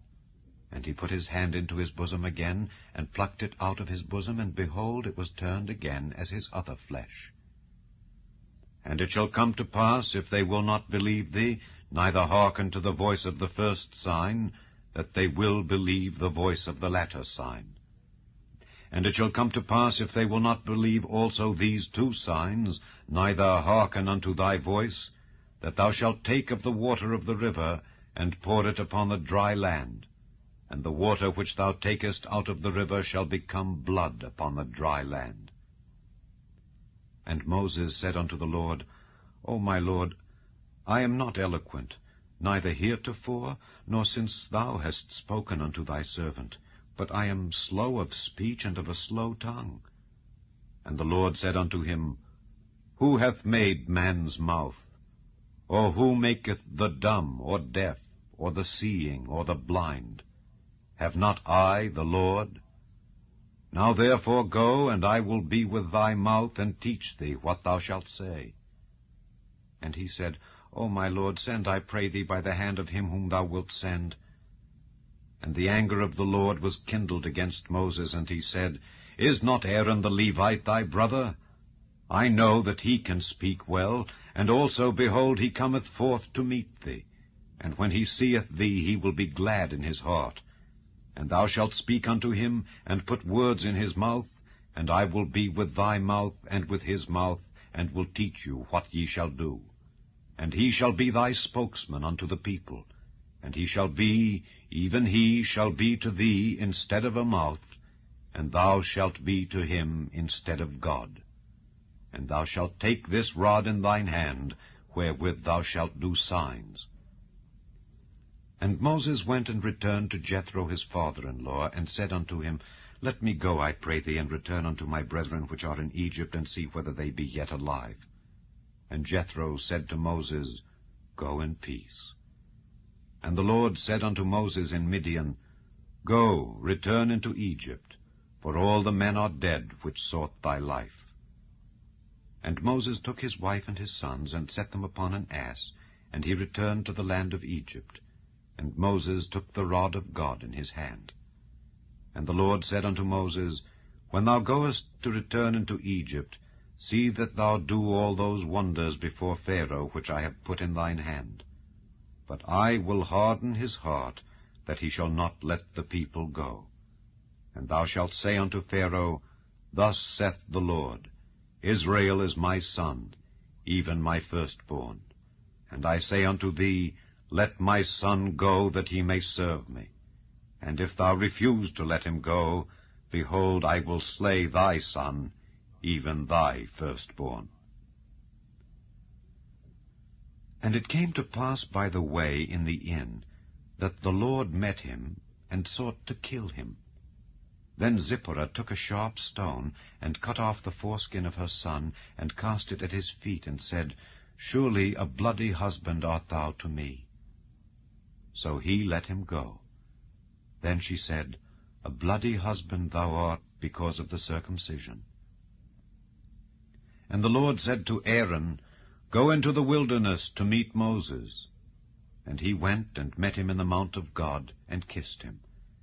And Moses told Aaron all the words of the Lord who had sent him, and all the signs which he had commanded him. And Moses and Aaron went and gathered together all the elders of the children of Israel. And Aaron spake all the words which the Lord had spoken unto Moses, and did the signs in the sight of the people. And the people believed. And when they heard that the Lord had visited the children of Israel, and that he had looked upon their affliction, then they bowed their heads and worshipped. Chapter 6. Then the Lord said unto Moses, Now shalt thou see what I will do to Pharaoh. For with a strong hand shall he let them go, and with a strong hand shall he drive them out of his land. And God spake unto Moses, and said unto him, I am the Lord, and I appeared unto Abraham, unto Isaac, and unto Jacob by the name of God Almighty, but by my name Jehovah was I not known to them. And I have also established my covenant with them, to give them the land of Canaan, the land of their pilgrimage, wherein they were strangers. And I have also heard the groaning of the children of Israel, whom the Egyptians keep in bondage, and I have remembered my covenant. Wherefore say unto the children of Israel, I am the Lord, and I will bring you out from under the burdens of the Egyptians, and I will rid you out of their bondage, and I will redeem you with a stretched out arm, and with great judgments. And I will take you to me for a people, and I will be to you a God. And ye shall know that I am the Lord your God, which bringeth you out from under the burdens of the Egyptians. And I will bring you in unto the land concerning the which I did swear to give it to Abraham, to Isaac, and to Jacob.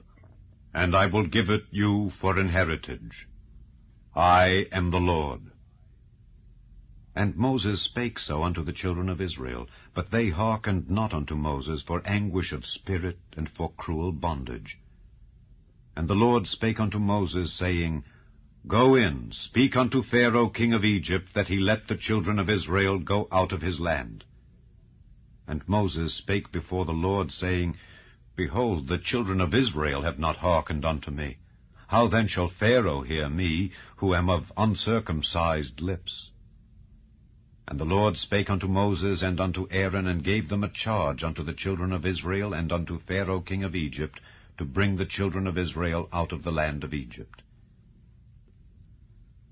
These be the heads of their fathers' houses. The sons of Reuben, the firstborn of Israel, Hanok, and Palu, Hezron, and Carmi. These be the families of Reuben. And the sons of Simeon, Jemuel, and Jamin, and Ohad, and Jachin, and Zohar, and Shaul, the son of a Canaanitish woman. These are the families of Simeon. And these are the names of the sons of Levi according to their generations, Gershon, and Kohath, and Merari. And the years of the life of Levi were 137 years. The sons of Gershon, Libni and Shimei, according to their families. And the sons of Kohath, Amram, and Izhar, and Hebron, and Uzziel. And the years of the life of Kohath were 133 years. And the sons of Merari, Mahali, and Mushi. These are the families of Levi according to their generations. And Amram took him Jochebed, his father's sister, to wife, and she bare him Aaron and Moses. And the years of the life of Amram were 137 years. And the sons of Izhar, Korah, and Nepheg, and Zichri. And the sons of Uzziel, Mishael, and Elzaphan, and Zithri. And Aaron took him Elisheba, daughter of Amminadab, sister of Naashon, to wife, and she bare him Nadab, and Abihu, Eleazar, and Ithamar. And the sons of Korah, Assir, and Elkanah, and Abiasaph. These are the families of the Korhites. And Eleazar, Aaron's son, took him one of the daughters of Putiel to wife, and she bare him Phinehas. These are the heads of the fathers of the Levites according to their families. These are that Aaron and Moses, to whom the Lord said, Bring out the children of Israel from the land of Egypt according to their armies. These are they which spake to Pharaoh king of Egypt, to bring out the children of Israel from Egypt. These are that Moses and Aaron. And it came to pass on the day when the Lord spake unto Moses in the land of Egypt, that the Lord spake unto Moses, saying, I am the Lord. Speak thou unto Pharaoh king of Egypt all that I say unto thee. And Moses said before the Lord, Behold, I am of uncircumcised lips, and how shall Pharaoh hearken unto me? Chapter 8. And the Lord spake unto Moses, Go unto Pharaoh, and say unto him, Thus saith the Lord, Let my people go, that they may serve me. And if thou refuse to let them go, behold, I will smite all thy borders with frogs, and the river shall bring forth frogs abundantly, which shall go up and come into thine house, and into thy bedchamber, and upon thy bed, and into the house of thy servants, and upon thy people, and into thine ovens, and into thy kneading troughs. And the frogs shall come up both on thee, and upon thy people, and upon all thy servants. And the Lord spake unto Moses, Say unto Aaron, Stretch forth thine hand with thy rod over the streams, over the rivers, and over the ponds, and cause frogs to come up upon the land of Egypt. And Aaron stretched out his hand over the waters of Egypt, and the frogs came up and covered the land of Egypt. And the magicians did so with their enchantments, and brought up frogs upon the land of Egypt. Then Pharaoh called for Moses and Aaron, and said, Entreat the Lord that he may take away the frogs from me and from my people, and I will let the people go, that they may do sacrifice unto the Lord. And Moses said unto Pharaoh, Glory over me. When shall I entreat for thee, and for thy servants, and for thy people, to destroy the frogs from thee and thy houses, that they may remain in the river only? And he said, Tomorrow. And he said, Be it according to thy word, that thou mayest know that there is none like unto the Lord our God. And the frogs shall depart from thee, and from thy houses, and from thy servants, and from thy people. They shall remain in the river only. And Moses and Aaron went out from Pharaoh, and Moses cried unto the Lord because of the frogs which he had brought against Pharaoh. And the Lord did according to the word of Moses, and the frogs died out of the houses, out of the villages, and out of the fields. And they gathered them together upon heaps, and the land stank. But when Pharaoh saw that there was respite, he hardened his heart, and hearkened not unto them, as the Lord had said. And the Lord said unto Moses, Say unto Aaron, Stretch out thy rod, and smite the dust of the land, that it may become lice throughout all the land of Egypt. And they did so. For Aaron stretched out his hand with his rod, and smote the dust of the earth, and it became lice in man and in beast. All the dust of the land became lice throughout all the land of Egypt. And the magicians did so with their enchantments to bring forth lice, but they could not. So there were lice upon man and upon beast. Then the magicians said unto Pharaoh, This is the finger of God. And Pharaoh's heart was hardened, and he hearkened not unto them, as the Lord had said. And the Lord said unto Moses, Rise up early in the morning, and stand before Pharaoh. Lo, he cometh forth to the water. And say unto him, Thus saith the Lord, Let my people go, that they may serve me. Else, if thou wilt not let my people go, behold, I will send swarms of flies upon thee, and upon thy servants, and upon thy people, and into thy houses. And the houses of the Egyptians shall be full of swarms of flies, and also the ground whereon they are. And I will sever in that day the land of Goshen, in which my people dwell, that no swarms of flies shall be there, to the end thou mayest know that I am the Lord in the midst of the earth. And I will put a division between my people and thy people. Tomorrow shall this sign be. And the Lord did so. And there came a grievous swarm of flies into the house of Pharaoh, and into his servants' houses, and into all the land of Egypt. The land was corrupted by reason of the swarm of flies. And Pharaoh called for Moses and for Aaron, and said, Go ye, sacrifice to your God in the land. And Moses said, It is not meet so to do, for we shall sacrifice the abomination of the Egyptians to the Lord our God. Lo, shall we sacrifice the abomination of the Egyptians before their eyes? And will they not stone us? We will go 3 days' journey into the wilderness, and sacrifice to the Lord our God, as he shall command us. And Pharaoh said, I will let you go, that ye may sacrifice to the Lord your God in the wilderness.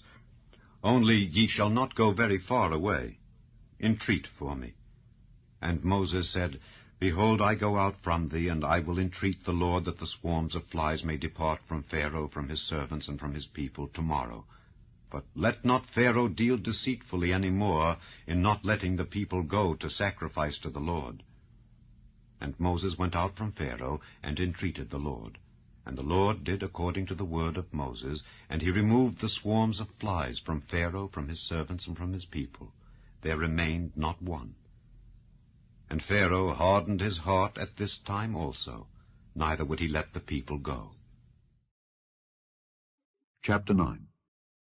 Then the Lord said unto Moses, Go in unto Pharaoh, and tell him, Thus saith the Lord God of the Hebrews, Let my people go, that they may serve me. For if thou refuse to let them go, and wilt hold them still, behold, the hand of the Lord is upon thy cattle which is in the field, upon the horses, upon the asses, upon the camels, upon the oxen, and upon the sheep. There shall be a very grievous murrain.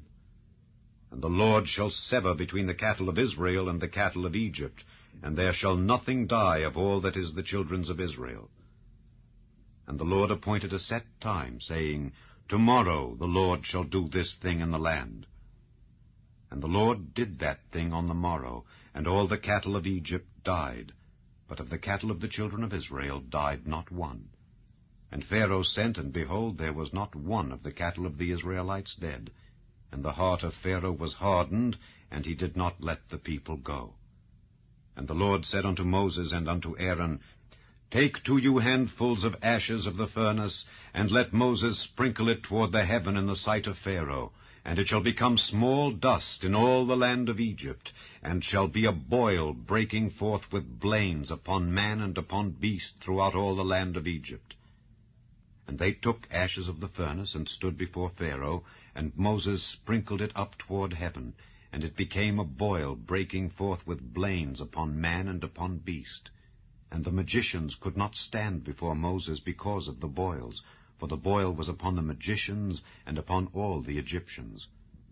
And the Lord hardened the heart of Pharaoh, and he hearkened not unto them, as the Lord had spoken unto Moses.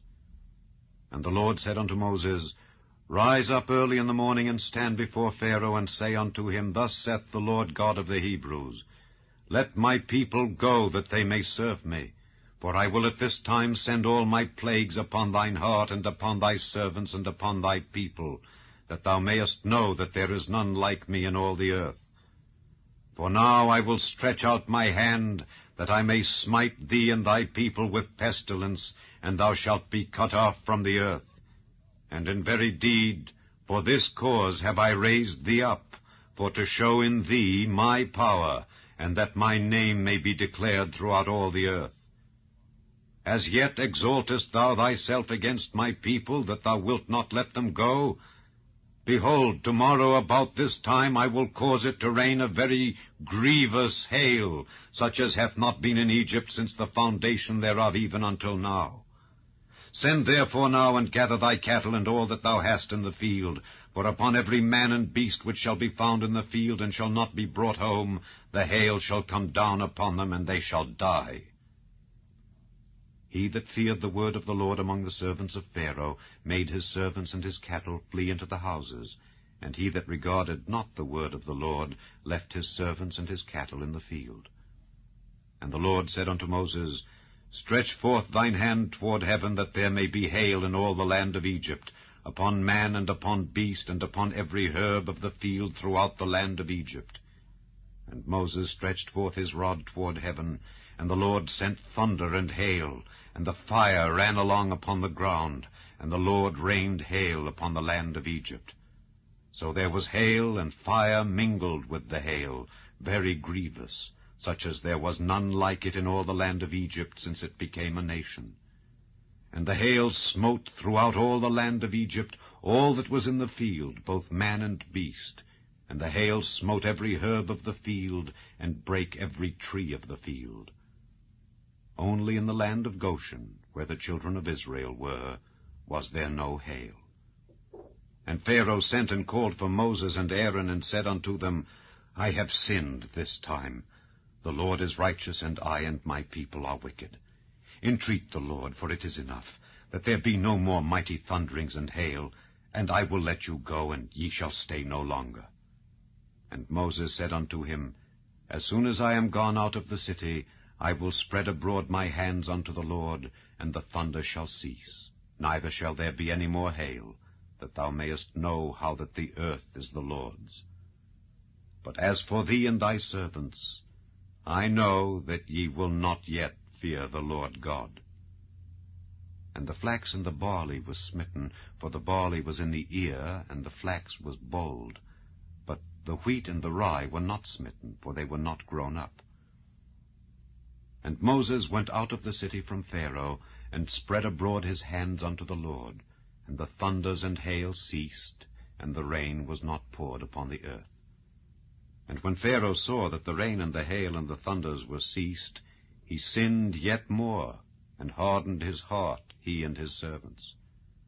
And the heart of Pharaoh was hardened, neither would he let the children of Israel go, as the Lord had spoken by Moses. Chapter 10. And the Lord said unto Moses, Go in unto Pharaoh, for I have hardened his heart and the heart of his servants, that I might show these my signs before him, and that thou mayest tell in the ears of thy son and of thy son's son what things I have wrought in Egypt, and my signs which I have done among them, that ye may know how that I am the Lord. And Moses and Aaron came in unto Pharaoh, and said unto him, Thus saith the Lord God of the Hebrews, How long wilt thou refuse to humble thyself before me? Let my people go, that they may serve me.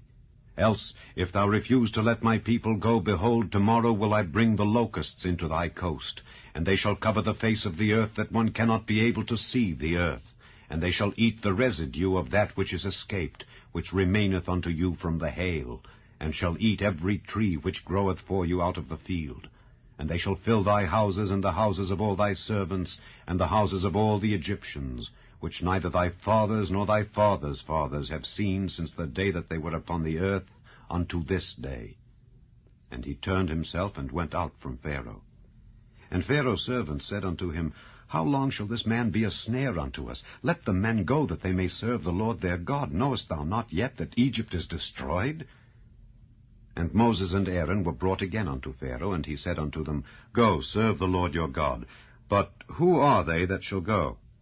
And Moses said, We will go with our young and with our old, with our sons and with our daughters, with our flocks and with our herds will we go, for we must hold a feast unto the Lord. And he said unto them, Let the Lord be so with you as I will let you go and your little ones. Look to it, for evil is before you. Not so. Go now, ye that are men, and serve the Lord, for that ye did desire. And they were driven out from Pharaoh's presence. And the Lord said unto Moses, Stretch out thine hand over the land of Egypt for the locusts, that they may come up upon the land of Egypt, and eat every herb of the land, even all that the hail hath left. And Moses stretched forth his rod over the land of Egypt, and the Lord brought an east wind upon the land all that day and all that night. And when it was morning, the east wind brought the locusts. And the locusts went up over all the land of Egypt, and rested in all the coasts of Egypt. Very grievous were they. Before them there were no such locusts as they, neither after them shall be such. For they covered the face of the whole earth, so that the land was darkened. And they did eat every herb of the land, and all the fruit of the trees which the hail had left. And there remained not any green thing in the trees, or in the herbs of the field, through all the land of Egypt. Then Pharaoh called for Moses and Aaron in haste, and he said, I have sinned against the Lord your God and against you. Now therefore forgive, I pray thee, my sin only this once, and entreat the Lord your God that he may take away from me this death only. And he went out from Pharaoh and entreated the Lord. And the Lord turned a mighty strong west wind, which took away the locusts and cast them into the Red Sea. There remained not one locust in all the coasts of Egypt. But the Lord hardened Pharaoh's heart, so that he would not let the children of Israel go. And the Lord said unto Moses, Stretch out thine hand toward heaven, that there may be darkness over the land of Egypt, even darkness which may be felt. And Moses stretched forth his hand toward heaven, and there was a thick darkness in all the land of Egypt 3 days. They saw not one another, neither rose any from his place for 3 days. But all the children of Israel had light in their dwellings. And Pharaoh called unto Moses, and said, Go ye, serve the Lord, only let your flocks and your herds be stayed. Let your little ones also go with you. And Moses said, Thou must give us also sacrifices and burnt offerings, that we may sacrifice unto the Lord our God. Our cattle also shall go with us. There shall not an hoof be left behind, for thereof must we take to serve the Lord our God. And we know not with what we must serve the Lord until we come thither. But the Lord hardened Pharaoh's heart, and he would not let them go. And Pharaoh said unto him, Get thee from me. Take heed to thyself, see my face no more, for in that day thou seest my face, thou shalt die. And Moses said, Thou hast spoken well. I will see thy face again no more. Chapter 12. And the Lord spake unto Moses and Aaron in the land of Egypt, saying, This month shall be unto you the beginning of months. It shall be the first month of the year to you. Speak ye unto all the congregation of Israel, saying, In the 10th day of this month they shall take to them every man a lamb according to the house of their fathers, a lamb for an house. And if the household be too little for the lamb, let him and his neighbor next unto his house take it according to the number of the souls. Every man according to his eating shall make your count for the lamb. Your lamb shall be without blemish, a male of the first year. Ye shall take it out from the sheep or from the goats. And ye shall keep it up until the 14th day of the same month. And the whole assembly of the congregation of Israel shall kill it in the evening. And they shall take of the blood, and strike it on the 2 side posts, and on the upper doorpost of the houses wherein they shall eat it. And they shall eat the flesh in that night, roast with fire, and unleavened bread, and with bitter herbs they shall eat it. Eat not of it raw, nor sodden at all with water, but roast with fire, his head with his legs, and with the purtenance thereof. And ye shall let nothing of it remain until the morning, and that which remaineth of it until the morning ye shall burn with fire. And thus shall ye eat it, with your loins girded, your shoes on your feet, and your staff in your hand, and ye shall eat it in haste. It is the Lord's Passover. For I will pass through the land of Egypt this night, and will smite all the firstborn in the land of Egypt, both man and beast, and against all the gods of Egypt I will execute judgment. I am the Lord. And the blood shall be to you for a token upon the houses where ye are. And when I see the blood, I will pass over you, and the plague shall not be upon you to destroy you when I smite the land of Egypt. And this day shall be unto you for a memorial, and ye shall keep it a feast to the Lord throughout your generations. Ye shall keep it a feast by an ordinance forever. 7 days shall ye eat unleavened bread. Even the first day ye shall put away leaven out of your houses. For whosoever eateth leavened bread from the first day until the 7th day, that soul shall be cut off from Israel. And in the first day there shall be an holy convocation, and in the 7th day there shall be an holy convocation to you. No manner of work shall be done in them, save that which every man must eat, that only may be done of you. And ye shall observe the feast of unleavened bread. For in this selfsame day have I brought your armies out of the land of Egypt. Therefore shall ye observe this day in your generations by an ordinance forever. In the 1st month, on the 14th day of the month, at even, ye shall eat unleavened bread until the 21st day of the month at even. 7 days shall there be no leaven found in your houses. For whosoever eateth that which is leavened, even that soul shall be cut off from the congregation of Israel, whether he be a stranger or born in the land. Ye shall eat nothing leavened. In all your habitations shall ye eat unleavened bread. Then Moses called for all the elders of Israel, and said unto them, Draw out and take you a lamb according to your families, and kill the Passover. And ye shall take a bunch of hyssop, and dip it in the blood that is in the basin, and strike the lintel and the 2 side posts with the blood that is in the basin. And none of you shall go out at the door of his house until the morning. For the Lord will pass through to smite the Egyptians. And when he seeth the blood upon the lintel and on the 2 side posts, the Lord will pass over the door, and will not suffer the destroyer to come in unto your houses to smite you. And ye shall observe this thing for an ordinance to thee and to thy sons forever. And it shall come to pass, when ye be come to the land which the Lord will give you, according as he hath promised, that ye shall keep this service. And it shall come to pass, when your children shall say unto you, What mean ye by this service? That ye shall say, It is the sacrifice of the Lord's Passover, who passed over the houses of the children of Israel in Egypt, when he smote the Egyptians and delivered our houses. And the people bowed the head and worshipped. And the children of Israel went away, and did as the Lord had commanded Moses and Aaron. So did they. And it came to pass, that at midnight the Lord smote all the firstborn in the land of Egypt, from the firstborn of Pharaoh that sat on his throne unto the firstborn of the captive that was in the dungeon, and all the firstborn of cattle. And Pharaoh rose up in the night, he and all his servants and all the Egyptians, and there was a great cry in Egypt, for there was not a house where there was not one dead. And he called for Moses and Aaron by night, and said, Rise up and get you forth from among my people, both ye and the children of Israel, and go, serve the Lord as ye have said. Also take your flocks and your herds as ye have said, and be gone, and bless me also. And the Egyptians were urgent upon the people that they might send them out of the land in haste, for they said, We be all dead men. And the people took their dough before it was leavened, their kneading troughs being bound up in their clothes upon their shoulders. And the children of Israel did according to the word of Moses. And they borrowed of the Egyptians jewels of silver and jewels of gold and raiment. And the Lord gave the people favor in the sight of the Egyptians, so that they lent unto them such things as they required.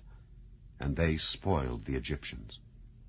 And the children of Israel journeyed from Ramesses to Succoth, about 600,000 on foot that were men, beside children. And a mixed multitude went up also with them, and flocks and herds, even very much cattle. And they baked unleavened cakes of the dough which they brought forth out of Egypt, for it was not leavened, because they were thrust out of Egypt, and could not tarry, neither had they prepared for themselves any victual. Now the sojourning of the children of Israel who dwelt in Egypt was 430 years. And it came to pass at the end of the 430 years, even the selfsame day it came to pass, that all the hosts of the Lord went out from the land of Egypt. It is a night to be much observed unto the Lord, for bringing them out from the land of Egypt.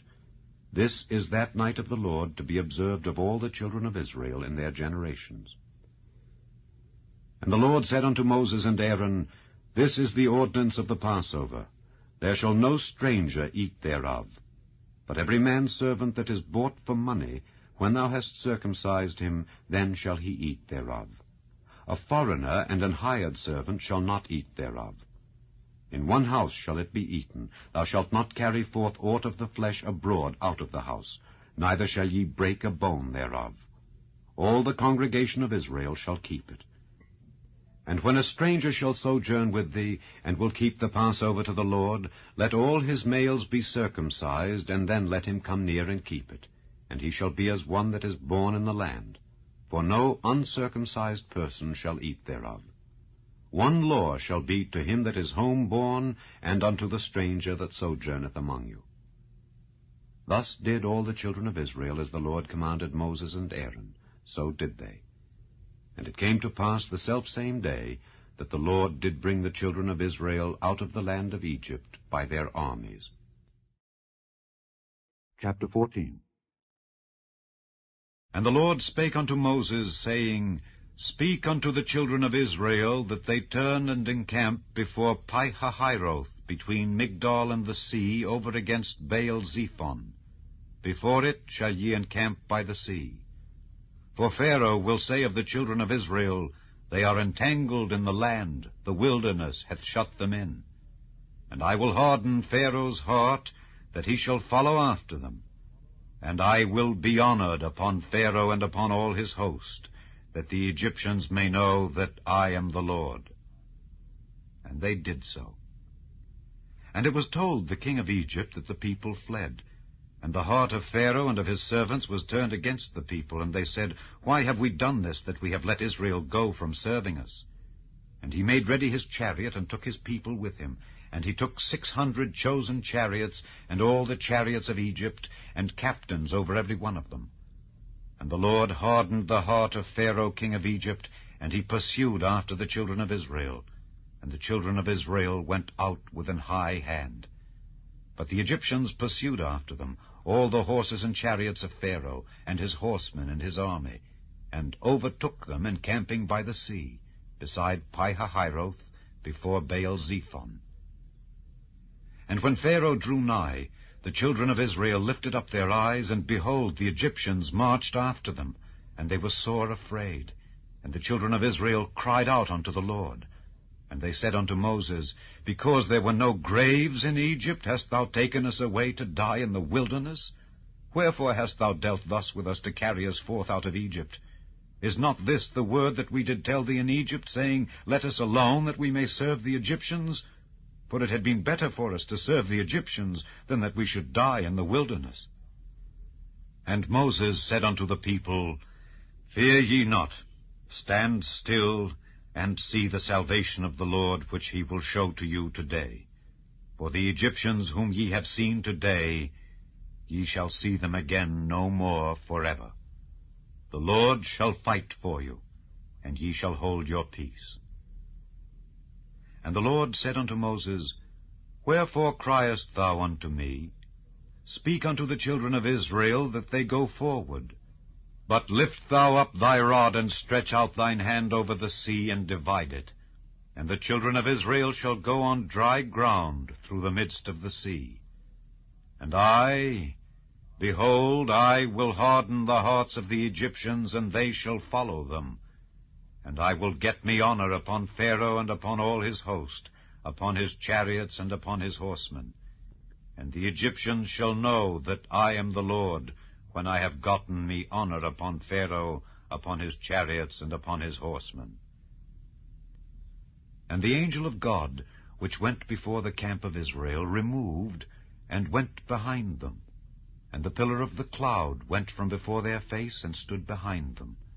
And it came between the camp of the Egyptians and the camp of Israel. And it was a cloud and darkness to them, but it gave light by night to these, so that the one came not near the other all the night. And Moses stretched out his hand over the sea, and the Lord caused the sea to go back by a strong east wind all that night, and made the sea dry land, and the waters were divided. And the children of Israel went into the midst of the sea upon the dry ground, and the waters were a wall unto them on their right hand and on their left. And the Egyptians pursued, and went in after them to the midst of the sea, even all Pharaoh's horses, his chariots, and his horsemen. And it came to pass that in the morning watch the Lord looked unto the host of the Egyptians through the pillar of fire and of the cloud, and troubled the host of the Egyptians, and took off their chariot wheels, that they drave them heavily. So that the Egyptians said, Let us flee from the face of Israel, for the Lord fighteth for them against the Egyptians. And the Lord said unto Moses, Stretch out thine hand over the sea, that the waters may come again upon the Egyptians, upon their chariots and upon their horsemen. And Moses stretched forth his hand over the sea, and the sea returned to his strength when the morning appeared, and the Egyptians fled against it, and the Lord overthrew the Egyptians in the midst of the sea. And the waters returned and covered the chariots and the horsemen, and all the host of Pharaoh that came into the sea after them. There remained not so much as one of them. But the children of Israel walked upon dry land in the midst of the sea, and the waters were a wall unto them on their right hand and on their left. Thus the Lord saved Israel that day out of the hand of the Egyptians, and Israel saw the Egyptians dead upon the seashore. And Israel saw that great work which the Lord did upon the Egyptians. And the people feared the Lord, and believed the Lord and his servant Moses. Chapter 15. Then sang Moses and the children of Israel this song unto the Lord, and spake, saying, I will sing unto the Lord, for he hath triumphed gloriously. The horse and his rider hath he thrown into the sea. The Lord is my strength and song, and he is become my salvation. He is my God, and I will prepare him an habitation, my father's God, and I will exalt him. The Lord is a man of war, the Lord is his name. Pharaoh's chariots and his host hath he cast into the sea. His chosen captains also are drowned in the Red Sea. The depths have covered them. They sank into the bottom as a stone. Thy right hand, O Lord, is become glorious in power. Removed, and went behind them. And the pillar of the cloud went from before their face, and stood behind them. And it came between the camp of the Egyptians and the camp of Israel. And it was a cloud and darkness to them, but it gave light by night to these, so that the one came not near the other all the night.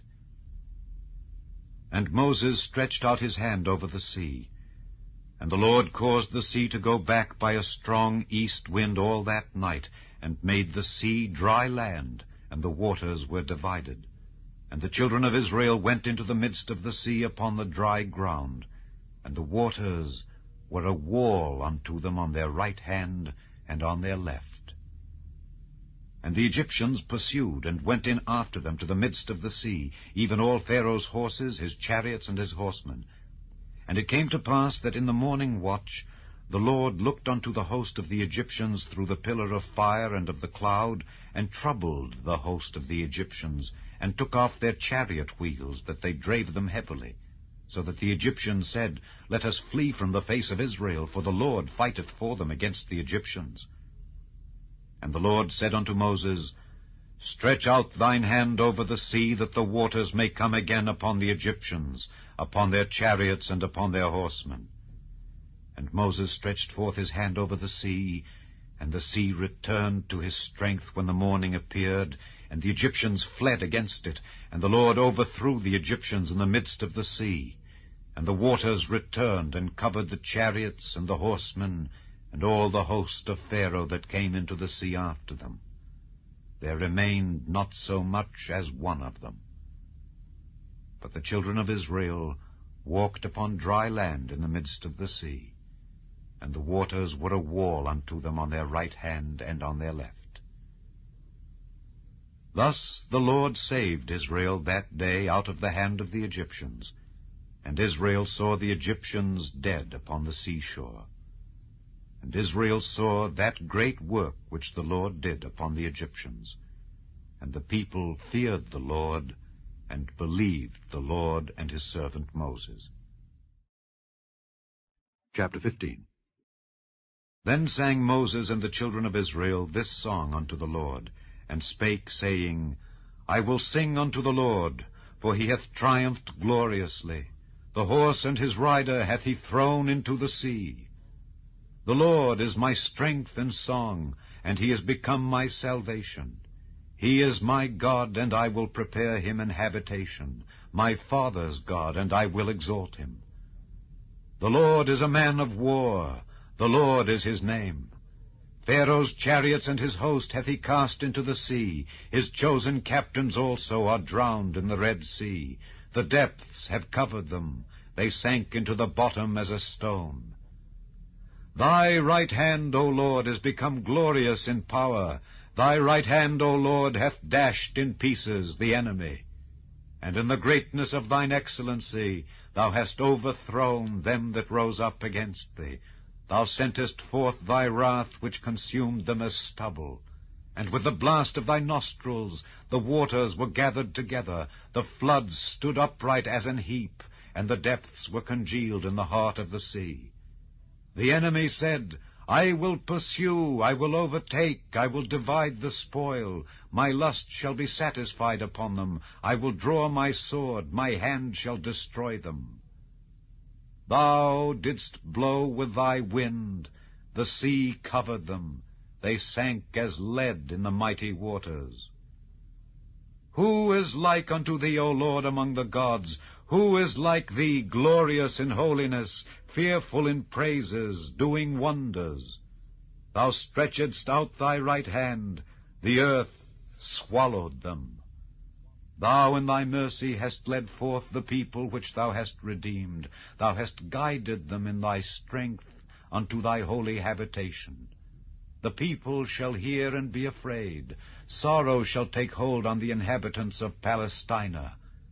Then the dukes of Edom shall be amazed. The mighty men of Moab trembling shall take hold upon them. All the inhabitants of Canaan shall melt away. Fear and dread shall fall upon them. By the greatness of thine arm they shall be as still as a stone, till thy people pass over, O Lord, till the people pass over which thou hast purchased. Thou shalt bring them in, and plant them in the mountain of thine inheritance. In the place, O Lord, which thou hast made for thee to dwell in the sanctuary, O Lord, which thy hands have established. The Lord shall reign forever and ever. For the horse of Pharaoh went in with his chariots and with his horsemen into the sea, and the Lord brought again the waters of the sea upon them. But the children of Israel went on dry land in the midst of the sea. And Miriam, the prophetess, the sister of Aaron, took a timbrel in her hand, and all the women went out after her with timbrels and with dances. And Miriam answered them, Sing ye to the Lord, for he hath triumphed gloriously. The horse and his rider hath he thrown into the sea. So Moses brought Israel from the Red Sea, and they went out into the wilderness of Shur. And they went 3 days in the wilderness, and found no water. And when they came to Merah, they could not drink of the waters of Merah, for they were bitter. Therefore the name of it was called Merah. And the people murmured against Moses, saying, What shall we drink? And he cried unto the Lord, and the Lord showed him a tree, which when he had cast into the waters were made sweet. There he made for them a statute and an ordinance, and there he proved them, and said, If thou wilt diligently hearken to the voice of the Lord thy God, and wilt do that which is right in his sight, and wilt give ear to his commandments, and keep all his statutes, I will put none of these diseases upon thee, which I have brought upon the Egyptians. For I am the Lord that healeth thee. And they came to Elim, where were 12 wells of water, and 70 palm trees. And they encamped there by the waters. Chapter 16. And they took their journey from Elim, and all the congregation of the children of Israel came unto the wilderness of Sin, which is between Elim and Sinai, on the 15th day of the 2nd month after their departing out of the land of Egypt. And the whole congregation of the children of Israel murmured against Moses and Aaron in the wilderness.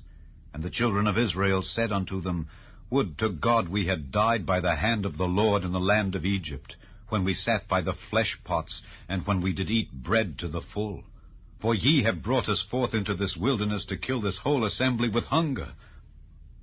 Then said the Lord unto Moses, Behold, I will rain bread from heaven for you, and the people shall go out and gather a certain rate every day, that I may prove them whether they will walk in my law or no. And it shall come to pass that on the 6th day they shall prepare that which they bring in, and it shall be twice as much as they gather daily. And Moses and Aaron said unto all the children of Israel, At even then ye shall know that the Lord hath brought you out from the land of Egypt. And in the morning then ye shall see the glory of the Lord, for that he heareth your murmurings against the Lord. And what are we that ye murmur against us? And Moses said, This shall be, when the Lord shall give you in the evening flesh to eat, and in the morning bread to the full, for that the Lord heareth your murmurings which ye murmur against him. And what are we? Your murmurings are not against us, but against the Lord. And Moses spake unto Aaron, Say unto all the congregation of the children of Israel, Come near before the Lord, for he hath heard your murmurings.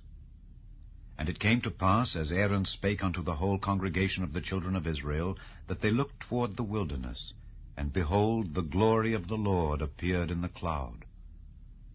And the Lord spake unto Moses, saying, I have heard the murmurings of the children of Israel. Speak unto them, saying, At even ye shall eat flesh, and in the morning ye shall be filled with bread, and ye shall know that I am the Lord your God. And it came to pass that at even the quails came up and covered the camp. And in the morning the dew lay round about the host. And when the dew that lay was gone up, behold, upon the face of the wilderness there lay a small round thing, as small as the hoarfrost on the ground. And when the children of Israel saw it, they said one to another, It is manna, for they wist not what it was.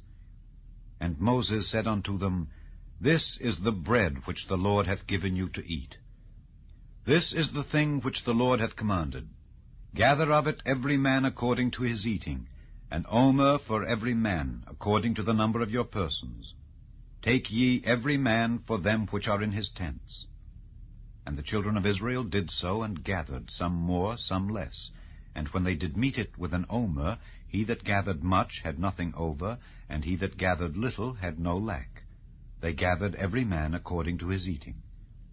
And Moses said, Let no man leave of it till the morning. Notwithstanding, they hearkened not unto Moses, but some of them left of it until the morning, and it bred worms and stank. And Moses was wroth with them. And they gathered it every morning, every man according to his eating. And when the sun waxed hot, it melted.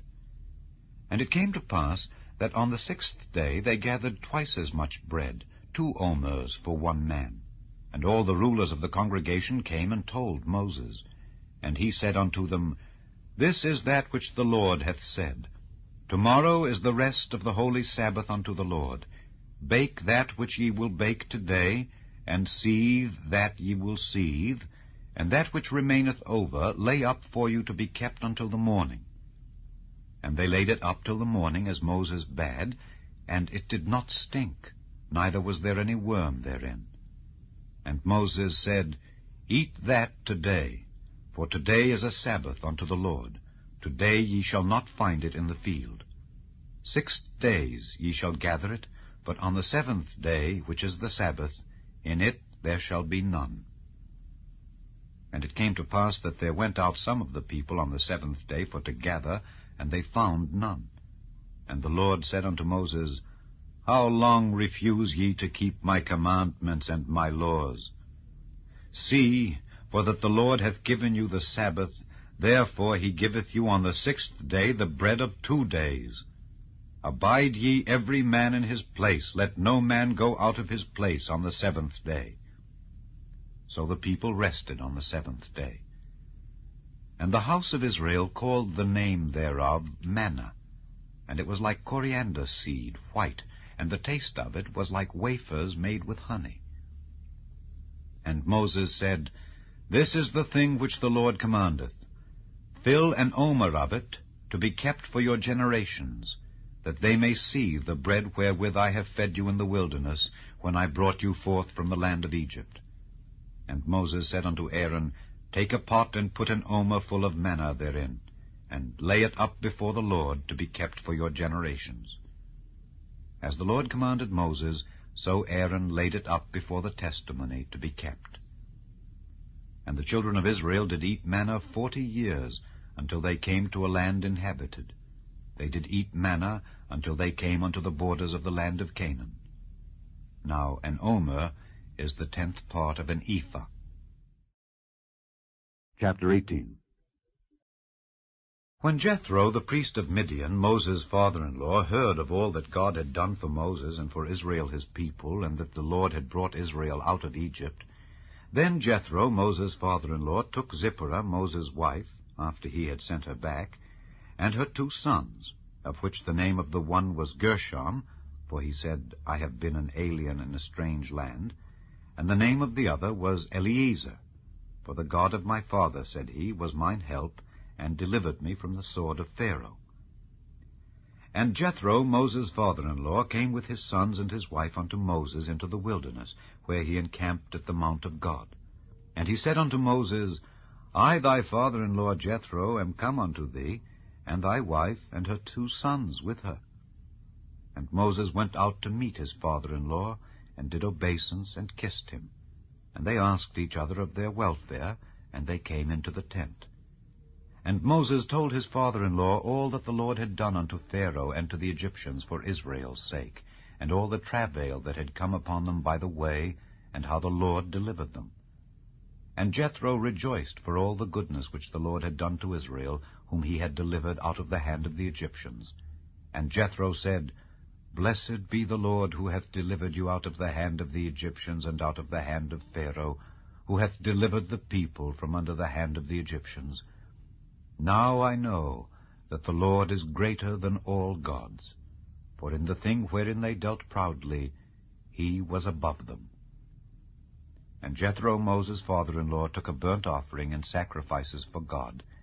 And Aaron came, and all the elders of Israel, to eat bread with Moses' father-in-law before God. And it came to pass on the morrow that Moses sat to judge the people. And the people stood by Moses from the morning unto the evening.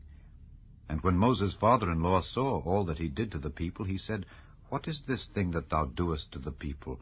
Why sittest thou thyself alone, and all the people stand by thee from morning unto even? And Moses said unto his father-in-law, Because the people come unto me to inquire of God. When they have a matter, they come unto me, and I judge between one and another, and I do make them know the statutes of God and his laws. And Moses' father-in-law said unto him, The thing that thou doest is not good. Thou wilt surely wear away, both thou and this people that is with thee, for this thing is too heavy for thee. Thou art not able to perform it thyself alone. Hearken now unto my voice. I will give thee counsel, and God shall be with thee. Be thou for the people to Godward, that thou mayest bring the causes unto God. And thou shalt teach them ordinances and laws, and shalt show them the way wherein they must walk, and the work that they must do. Moreover, thou shalt provide out of all the people able men, such as fear God, men of truth, hating covetousness, and place such over them to be rulers of thousands, and rulers of hundreds, rulers of 50s, and rulers of 10s. And let them judge the people at all seasons. And it shall be that every great matter they shall bring unto thee, but every small matter they shall judge. So shall it be easier for thyself, and they shall bear the burden with thee. If thou shalt do this thing, and God command thee so, then thou shalt be able to endure, and all this people shall also go to their place in peace.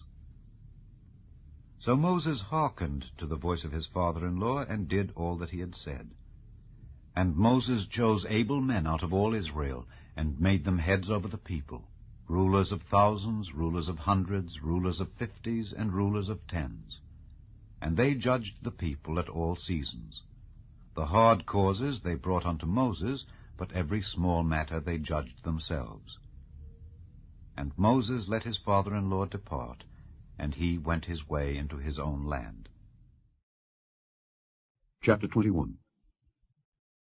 Now these are the judgments which thou shalt set before them. If thou buy an Hebrew servant, 6 years he shall serve, and in the 7th he shall go out free for nothing.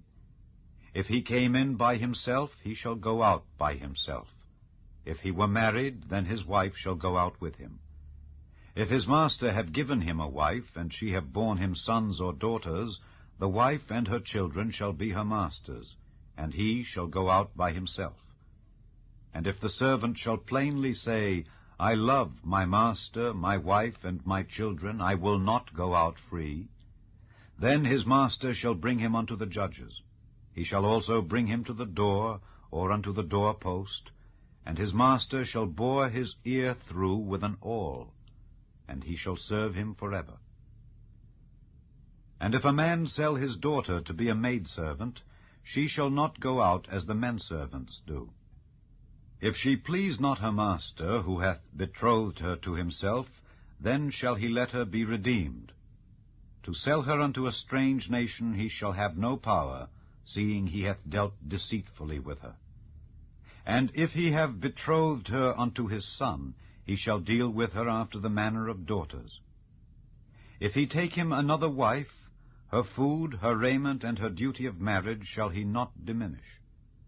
And if he do not these 3 unto her, then shall she go out free without money. He that smiteth a man so that he die shall be surely put to death. And if a man lie not in wait, but God deliver him into his hand, then I will appoint thee a place whither he shall flee. But if a man come presumptuously upon his neighbor to slay him with guile, thou shalt take him from mine altar, that he may die. And he that smiteth his father or his mother shall be surely put to death. And he that stealeth a man and selleth him, or if he be found in his hand, he shall surely be put to death. And he that curseth his father or his mother shall surely be put to death. And if men strive together, and one smite another with a stone or with his fist, and he die not, but keepeth his bed, if he rise again, and walk abroad upon his staff, then shall he that smote him be quit. Only he shall pay for the loss of his time, and shall cause him to be thoroughly healed. And if a man smite his servant or his maid with a rod, and he die under his hand, he shall be surely punished. Notwithstanding, if he continue a day or 2, he shall not be punished, for he is his money. If men strive and hurt a woman with child, so that her fruit depart from her, and yet no mischief follow, he shall be surely punished according as the woman's husband will lay upon him, and he shall pay as the judges determine. And if any mischief follow, then thou shalt give life for life, eye for eye, tooth for tooth, hand for hand, foot for foot, burning for burning, wound for wound, stripe for stripe. And if a man smite the eye of his servant, or the eye of his maid, that it perish, he shall let him go free for his eye's sake. And if he smite out his manservant's tooth, or his maidservant's tooth, he shall let him go free for his tooth's sake. If an ox gore a man or a woman, that they die, then the ox shall be surely stoned, and his flesh shall not be eaten, but the owner of the ox shall be quit. But if the ox were wont to push with his horn in time past, and it hath been testified to his owner, and he hath not kept him in, but that he hath killed a man or a woman, the ox shall be stoned, and his owner also shall be put to death. If there be laid on him a sum of money, then he shall give for the ransom of his life whatsoever is laid upon him. Whether he have gored a son or have gored a daughter, according to this judgment shall it be done unto him. If the ox shall push a manservant or a maidservant, he shall give unto their master 30 shekels of silver, and the ox shall be stoned. And if a man shall open a pit, or if a man shall dig a pit, and not cover it, and an ox or an ass fall therein, the owner of the pit shall make it good, and give money unto the owner of them, and the dead beast shall be his. And if one man's ox hurt another's, that he die, then they shall sell the live ox, and divide the money of it, and the dead ox also they shall divide. Or if it be known that the ox hath used to push in time past, and his owner hath not kept him in, he shall surely pay ox for ox, and the dead shall be his own. Chapter 22. If a man shall steal an ox or a sheep, and kill it or sell it, he shall restore 5 oxen for an ox, and 4 sheep for a sheep. If a thief be found breaking up, and be smitten that he die, there shall no blood be shed for him. If the sun be risen upon him, there shall be blood shed for him, for he should make full restitution. If he have nothing, then he shall be sold for his theft. If the theft be certainly found in his hand alive, whether it be ox or ass or sheep, he shall restore double. If a man shall cause a field or vineyard to be eaten, and shall put in his beast, and shall feed in another man's field, of the best of his own field and of the best of his own vineyard shall he make restitution. If fire break out and catch in thorns, so that the stacks of corn or the standing corn or the field be consumed therewith, he that kindled the fire shall surely make restitution. If a man shall deliver unto his neighbor money or stuff to keep, and it be stolen out of the man's house, if the thief be found, let him pay double. If the thief be not found, then the master of the house shall be brought unto the judges, to see whether he have put his hand unto his neighbor's goods. For all manner of trespass, whether it be for ox, for ass, for sheep, for raiment, or for any manner of lost thing which another challengeth to be his, the cause of both parties shall come before the judges, and whom the judges shall condemn, he shall pay double unto his neighbor. If a man deliver unto his neighbor an ass, or an ox, or a sheep, or any beast to keep, and it die, or be hurt, or driven away, no man seeing it, then shall an oath of the Lord be between them both, that he hath not put his hand unto his neighbor's goods, and the owner of it shall accept thereof, and he shall not make it good. And if it be stolen from him, he shall make restitution unto the owner thereof. If it be torn in pieces, then let him bring it for witness, and he shall not make good that which was torn. And if a man borrow aught of his neighbor, and it be hurt or die, the owner thereof being not with it, he shall surely make it good. But if the owner thereof be with it, he shall not make it good. If it be an hired thing, it came for his hire. And if a man entice a maid that is not betrothed, and lie with her, he shall surely endow her to be his wife. If her father utterly refuse to give her unto him, he shall pay money according to the dowry of virgins. Thou shalt not suffer a witch to live. Whosoever lieth with a beast shall surely be put to death. He that sacrificeth unto any god save unto the Lord only, he shall be utterly destroyed. Thou shalt neither vex a stranger nor oppress him, for ye were strangers in the land of Egypt. Ye shall not afflict any widow or fatherless child.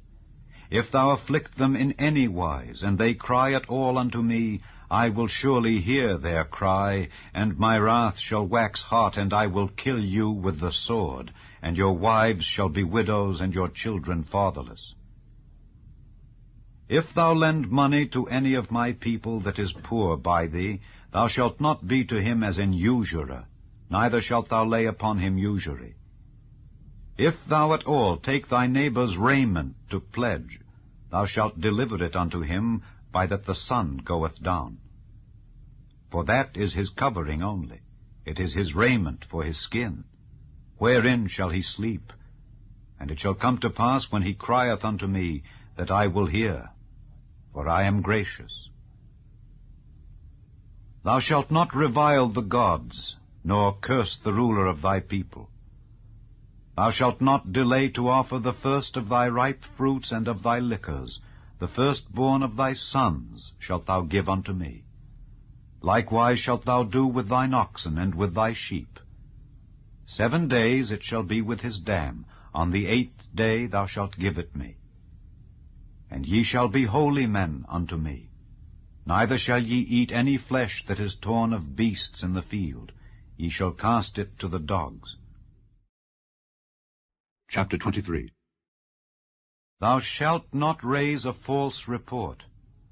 Put not thine hand with the wicked to be an unrighteous witness. Thou shalt not follow a multitude to do evil, neither shalt thou speak in a cause to decline after many to wrest judgment. Neither shalt thou countenance a poor man in his cause. If thou meet thine enemy's ox or his ass going astray, thou shalt surely bring it back to him again. If thou see the ass of him that hateth thee lying under his burden, and wouldest forbear to help him, thou shalt surely help with him. Thou shalt not wrest the judgment of thy poor in his cause. Keep thee far from a false matter, and the innocent and righteous slay thou not, for I will not justify the wicked. And thou shalt take no gift, for the gift blindeth the wise, and perverteth the words of the righteous. Also thou shalt not oppress a stranger, for ye know the heart of a stranger, seeing ye were strangers in the land of Egypt. And 6 years thou shalt sow thy land, and shalt gather in the fruits thereof. But the 7th year thou shalt let it rest and lie still, that the poor of thy people may eat, and what they leave the beasts of the field shall eat. In like manner thou shalt deal with thy vineyard and with thy olive yard. 6 days thou shalt do thy work, and on the 7th day thou shalt rest, that thine ox and thine ass may rest, and the son of thy handmaid and the stranger may be refreshed. And in all things that I have said unto you, be circumspect, and make no mention of the name of other gods, neither let it be heard out of thy mouth.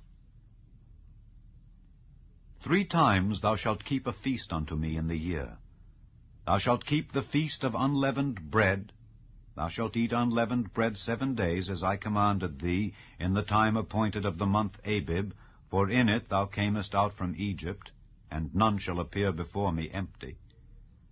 And the feast of harvest, the first fruits of thy labors which thou hast sown in the field, and the feast of ingathering, which is in the end of the year, when thou hast gathered in thy labors out of the field. 3 times in the year all thy males shall appear before the Lord God. Thou shalt not offer the blood of my sacrifice with leavened bread, neither shall the fat of my sacrifice remain until the morning.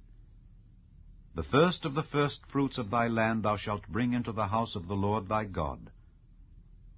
Thou shalt not see the kid in his mother's milk.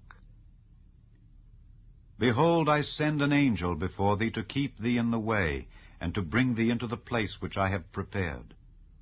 Beware of him, and obey his voice. Provoke him not, for he will not pardon your transgressions, for my name is in him.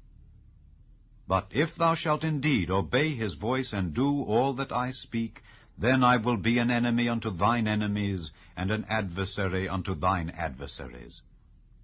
For mine angel shall go before thee, and bring thee in unto the Amorites, and the Hittites, and the Perizzites, and the Canaanites, and the Hivites, and the Jebusites, and I will cut them off.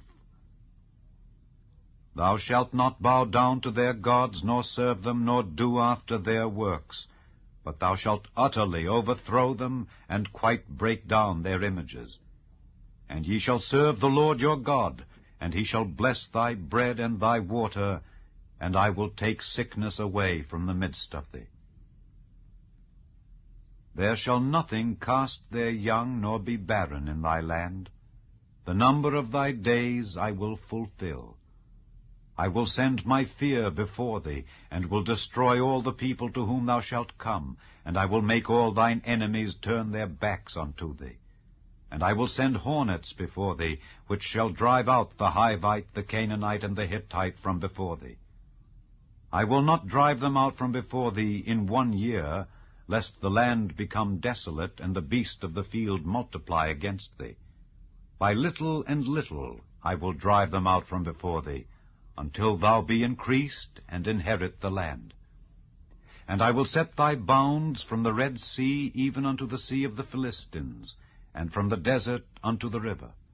For I will deliver the inhabitants of the land into your hand, and thou shalt drive them out before thee.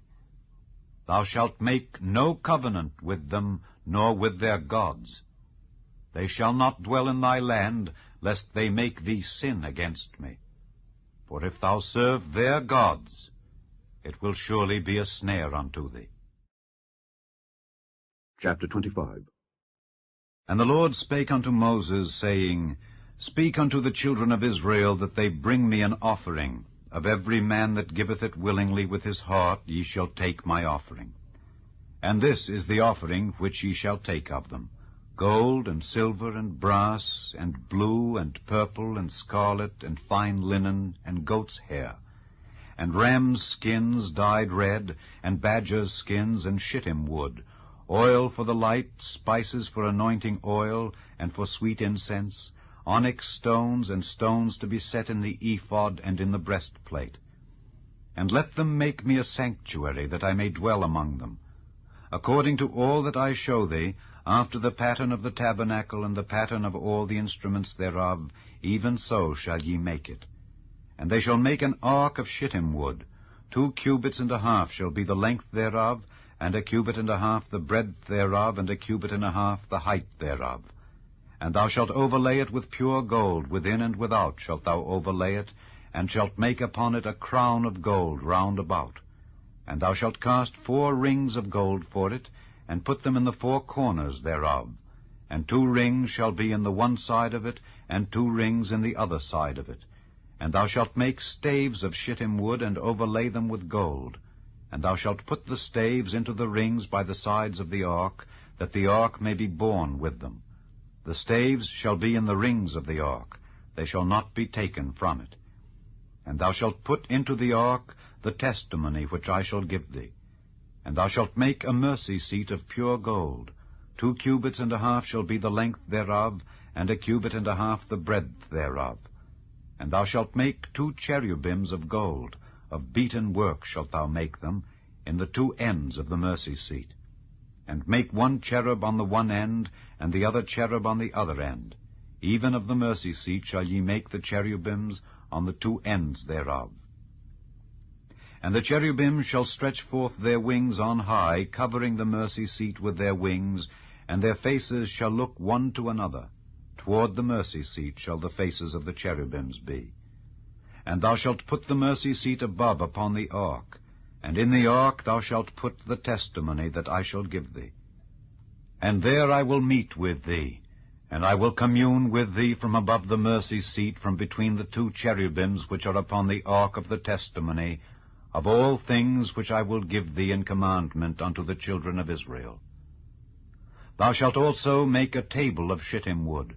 2 cubits shall be the length thereof, and 1 cubit the breadth thereof, and 1 cubit and a half the height thereof. And thou shalt overlay it with pure gold, and make thereto a crown of gold round about. And thou shalt make unto it a border of an handbreadth round about, and thou shalt make a golden crown to the border thereof round about. And thou shalt make for it 4 rings of gold, and put the rings in the 4 corners that are on the 4 feet thereof.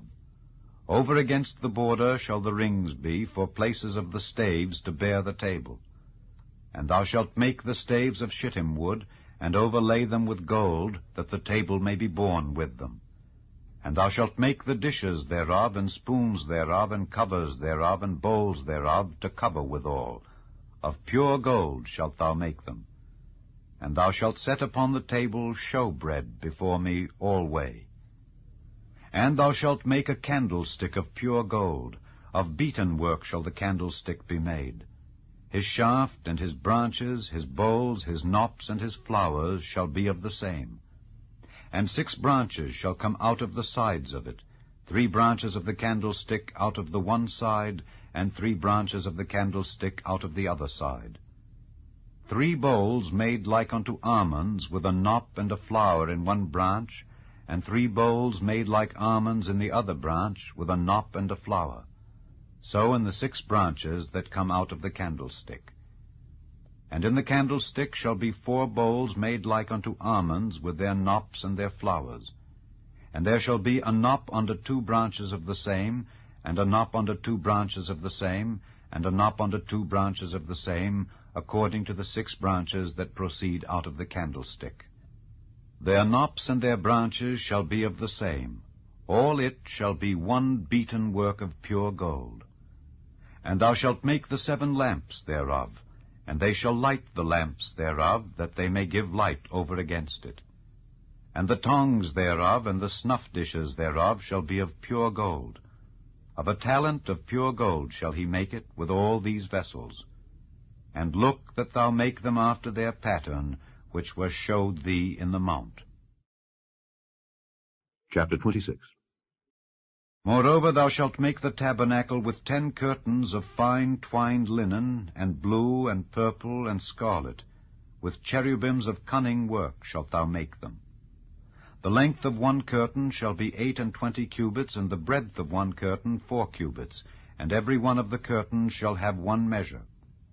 The 5 curtains shall be coupled together one to another, and other 5 curtains shall be coupled one to another. And thou shalt make loops of blue upon the edge of the 1 curtain from the selvage in the coupling, and likewise shalt thou make in the uttermost edge of another curtain in the coupling of the 2nd. 50 loops shalt thou make in the 1 curtain, and 50 loops shalt thou make in the edge of the curtain that is in the coupling of the 2nd, that the loops may take hold one of another. And thou shalt make 50 taches of gold, and couple the curtains together with the taches, and it shall be 1 tabernacle. And thou shalt make curtains of goat's hair to be a covering upon the tabernacle. 11 curtains shalt thou make. The length of 1 curtain shall be 30 cubits, and the breadth of 1 curtain 4 cubits. And the 11 curtains shall be all of 1 measure. And thou shalt couple 5 curtains by themselves, and 6 curtains by themselves, and shalt double the 6th curtain in the forefront of the tabernacle. And thou shalt make 50 loops on the edge of the 1 curtain that is outmost in the coupling, and 50 loops in the edge of the curtain which coupleth the 2nd. And thou shalt make 50 taches of brass, and put the taches into the loops, and couple the tent together, that it may be one. And the remnant that remaineth of the curtains of the tent, the half curtain that remaineth, shall hang over the back side of the tabernacle. And a cubit on the one side, and a cubit on the other side of that which remaineth in the length of the curtains of the tent, it shall hang over the sides of the tabernacle on this side and on that side, to cover it. And thou shalt make a covering for the tent of rams' skins dyed red, and a covering above of badgers' skins. And thou shalt make boards for the tabernacle of shittim wood standing up. 10 cubits shall be the length of a board, and a cubit and a half shall be the breadth of 1 board. 2 tenons shall there be in 1 board, set in order one against another. Thus shalt thou make for all the boards of the tabernacle. And thou shalt make the boards for the tabernacle 20 boards on the south side southward. And thou shalt make 40 sockets of silver under the 20 boards, 2 sockets under one board for his 2 tenons, and 2 sockets under another board for his 2 tenons. And for the second side of the tabernacle on the north side there shall be 20 boards. And there 40 sockets of silver, 2 sockets under one board, and 2 sockets under another board. And for the sides of the tabernacle westward thou shalt make 6 boards, and 2 boards shalt thou make for the corners of the tabernacle in the 2 sides. And they shall be coupled together beneath, and they shall be coupled together above the head of it unto one ring. Thus shall it be for them both. They shall be for the 2 corners. And they shall be 8 boards, and their sockets of silver, 16 sockets, 2 sockets under one board, and 2 sockets under another board. And thou shalt make bars of shittim wood, 5 for the boards of the one side of the tabernacle, and 5 bars for the boards of the other side of the tabernacle, and 5 bars for the boards of the side of the tabernacle, for the 2 sides westward. And the middle bar in the midst of the boards shall reach from end to end. And thou shalt overlay the boards with gold, and make their rings of gold for places for the bars, and thou shalt overlay the bars with gold. And thou shalt rear up the tabernacle according to the fashion thereof which was showed thee in the mount. And thou shalt make a veil of blue and purple and scarlet and fine twined linen of cunning work. With cherubims shall it be made. And thou shalt hang it upon 4 pillars of shittim wood overlaid with gold. Their hooks shall be of gold upon the 4 sockets of silver. And thou shalt hang up the veil under the taches, that thou mayest bring in thither within the veil the ark of the testimony. And the veil shall divide unto you between the holy place and the most holy. And thou shalt put the mercy seat upon the ark of the testimony in the most holy place. And thou shalt set the table without the veil, and the candlestick over against the table on the side of the tabernacle toward the south. And thou shalt put the table on the north side. And thou shalt make an hanging for the door of the tent of blue and purple and scarlet and fine twined linen wrought with needlework. And thou shalt make for the hanging 5 pillars of shittim wood, and overlay them with gold, and their hooks shall be of gold. And thou shalt cast 5 sockets of brass for them. Chapter 28.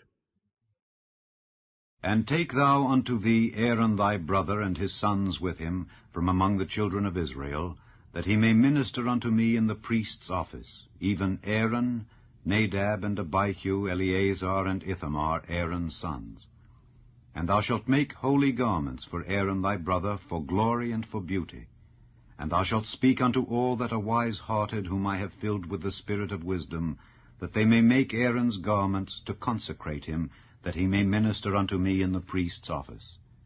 And these are the garments which they shall make: a breastplate, and an ephod, and a robe, and a broidered coat, a mitre, and a girdle. And they shall make holy garments for Aaron thy brother and his sons, that he may minister unto me in the priest's office. And they shall take gold, and blue, and purple, and scarlet, and fine linen. And they shall make the ephod of gold, of blue, and of purple, of scarlet, and fine twined linen with cunning work. It shall have the 2 shoulder pieces thereof joined at the 2 edges thereof, and so it shall be joined together. And the curious girdle of the ephod which is upon it shall be of the same, according to the work thereof, even of gold, of blue, and purple, and scarlet, and fine twined linen. And thou shalt take 2 onyx stones, and grave on them the names of the children of Israel, 6 of their names on one stone, and the other 6 names of the rest on the other stone, according to their birth. With the work of an engraver in stone, like the engravings of a signet, shalt thou engrave the 2 stones with the names of the children of Israel. Thou shalt make them to be set in ouches of gold. And thou shalt put the 2 stones upon the shoulders of the ephod for stones of memorial unto the children of Israel. And Aaron shall bear their names before the Lord upon his 2 shoulders for a memorial. And thou shalt make ouches of gold, and 2 chains of pure gold at the ends. Of wreathen work shalt thou make them, and fasten the wreathen chains to the ouches. And thou shalt make the breastplate of judgment with cunning work. After the work of the ephod thou shalt make it, Of gold, of blue, and of purple, and of scarlet, and of fine twined linen shalt thou make it. 4 it shall be, being doubled. A span shall be the length thereof, and a span shall be the breadth thereof. And thou shalt set in it settings of stones, even 4 rows of stones. The first row shall be a sardius, a topaz, and a carbuncle. This shall be the first row. And the second row shall be an emerald, a sapphire, and a diamond. And the third row a ligure, an agate, and an amethyst. And the 4th row a beryl, and an onyx, and a jasper. They shall be set in gold in their enclosings. And the stones shall be with the names of the children of Israel, 12 according to their names, like the engravings of a signet. Every one with his name shall they be, according to the 12 tribes. And thou shalt make upon the breastplate chains at the ends of wreathen work of pure gold. And thou shalt make upon the breastplate 2 rings of gold, and shalt put the 2 rings on the 2 ends of the breastplate. And thou shalt put the 2 wreathen chains of gold in the 2 rings which are on the ends of the breastplate. And the other 2 ends of the 2 wreathen chains thou shalt fasten in the 2 ouches, and put them on the shoulder pieces of the ephod before it. And thou shalt make 2 rings of gold, and thou shalt put them upon the 2 ends of the breastplate in the border thereof, which is in the side of the ephod inward. And 2 other rings of gold thou shalt make, and shalt put them on the 2 sides of the ephod underneath, toward the forepart thereof, over against the other coupling thereof, above the curious girdle of the ephod. And they shall bind the breastplate by the rings thereof unto the rings of the ephod with a lace of blue, that it may be above the curious girdle of the ephod, and that the breastplate be not loosed from the ephod. And Aaron shall bear the names of the children of Israel in the breastplate of judgment upon his heart, when he goeth in unto the holy place, for a memorial before the Lord continually. And thou shalt put in the breastplate of judgment the Urim and the Thummim, and they shall be upon Aaron's heart when he goeth in before the Lord. And Aaron shall bear the judgment of the children of Israel upon his heart before the Lord continually. And thou shalt make the robe of the ephod all of blue, and there shall be an hole in the top of it in the midst thereof. It shall have a binding of woven work round about the hole of it, as it were the hole of an habergeon, that it be not rent. And beneath upon the hem of it thou shalt make pomegranates of blue, and of purple, and of scarlet round about the hem thereof, and bells of gold between them round about, a golden bell and a pomegranate, a golden bell and a pomegranate upon the hem of the robe round about. And it shall be upon Aaron to minister, and his sound shall be heard when he goeth in unto the holy place before the Lord, and when he cometh out, that he die not. And thou shalt make a plate of pure gold, and grave upon it, like the engravings of a signet, Holiness to the Lord. And thou shalt put it on a blue lace, that it may be upon the mitre, upon the forefront of the mitre it shall be. And it shall be upon Aaron's forehead, that Aaron may bear the iniquity of the holy things which the children of Israel shall hallow in all their holy gifts. And it shall be always upon his forehead, that they may be accepted before the Lord. And thou shalt embroider the coat of fine linen, and thou shalt make the mitre of fine linen, and thou shalt make the girdle of needlework. And for Aaron's sons thou shalt make coats, and thou shalt make for them girdles, and bonnets shalt thou make for them, for glory and for beauty. And thou shalt put them upon Aaron thy brother, and his sons with him, and shalt anoint them, and consecrate them, and sanctify them, that they may minister unto me in the priest's office. And thou shalt make them linen breeches to cover their nakedness. From the loins even unto the thighs they shall reach. And they shall be upon Aaron and upon his sons, when they come in unto the tabernacle of the congregation, or when they come near unto the altar to minister in the holy place, that they bear not iniquity and die. It shall be a statute forever unto him and his seed after him. Chapter 30. And thou shalt make an altar to burn incense upon. Of shittim wood shalt thou make it. A cubit shall be the length thereof, and a cubit the breadth thereof. 80 shall it be, and 2 cubits shall be the height thereof. The horns thereof shall be of the same. And thou shalt overlay it with pure gold, the top thereof and the sides thereof round about, and the horns thereof. And thou shalt make unto it a crown of gold round about. And 2 golden rings shalt thou make to it under the crown of it, by the 2 corners thereof. Upon the 2 sides of it shalt thou make it, and they shall be for places for the staves to bear it withal. And thou shalt make the staves of shittim wood, and overlay them with gold. And thou shalt put it before the veil that is by the ark of the testimony, before the mercy seat that is over the testimony, where I will meet with thee. And Aaron shall burn thereon sweet incense every morning. When he dresseth the lamps, he shall burn incense upon it. And when Aaron lighteth the lamps at even, he shall burn incense upon it, a perpetual incense before the Lord throughout your generations. Ye shall offer no strange incense thereon, nor burnt sacrifice, nor meat offering, neither shall ye pour drink offering thereon. And Aaron shall make an atonement upon the horns of it once in a year with the blood of the sin offering of atonements. Once in the year shall he make atonement upon it throughout your generations. It is most holy unto the Lord. And the Lord spake unto Moses, saying, When thou takest the sum of the children of Israel after their number, then shall they give every man a ransom for his soul unto the Lord, when thou numberest them, that there be no plague among them when thou numberest them. This they shall give every one that passeth among them that are numbered, 1/2 shekel after the shekel of the sanctuary. A shekel is 20 gerahs. And 1/2 shekel shall be the offering of the Lord. Every one that passeth among them that are numbered from 20 years old and above shall give an offering unto the Lord. The rich shall not give more, and the poor shall not give less than 1/2 shekel, when they give an offering unto the Lord to make an atonement for your souls. And thou shalt take the atonement money of the children of Israel, and shalt appoint it for the service of the tabernacle of the congregation, that it may be a memorial unto the children of Israel before the Lord, to make an atonement for your souls.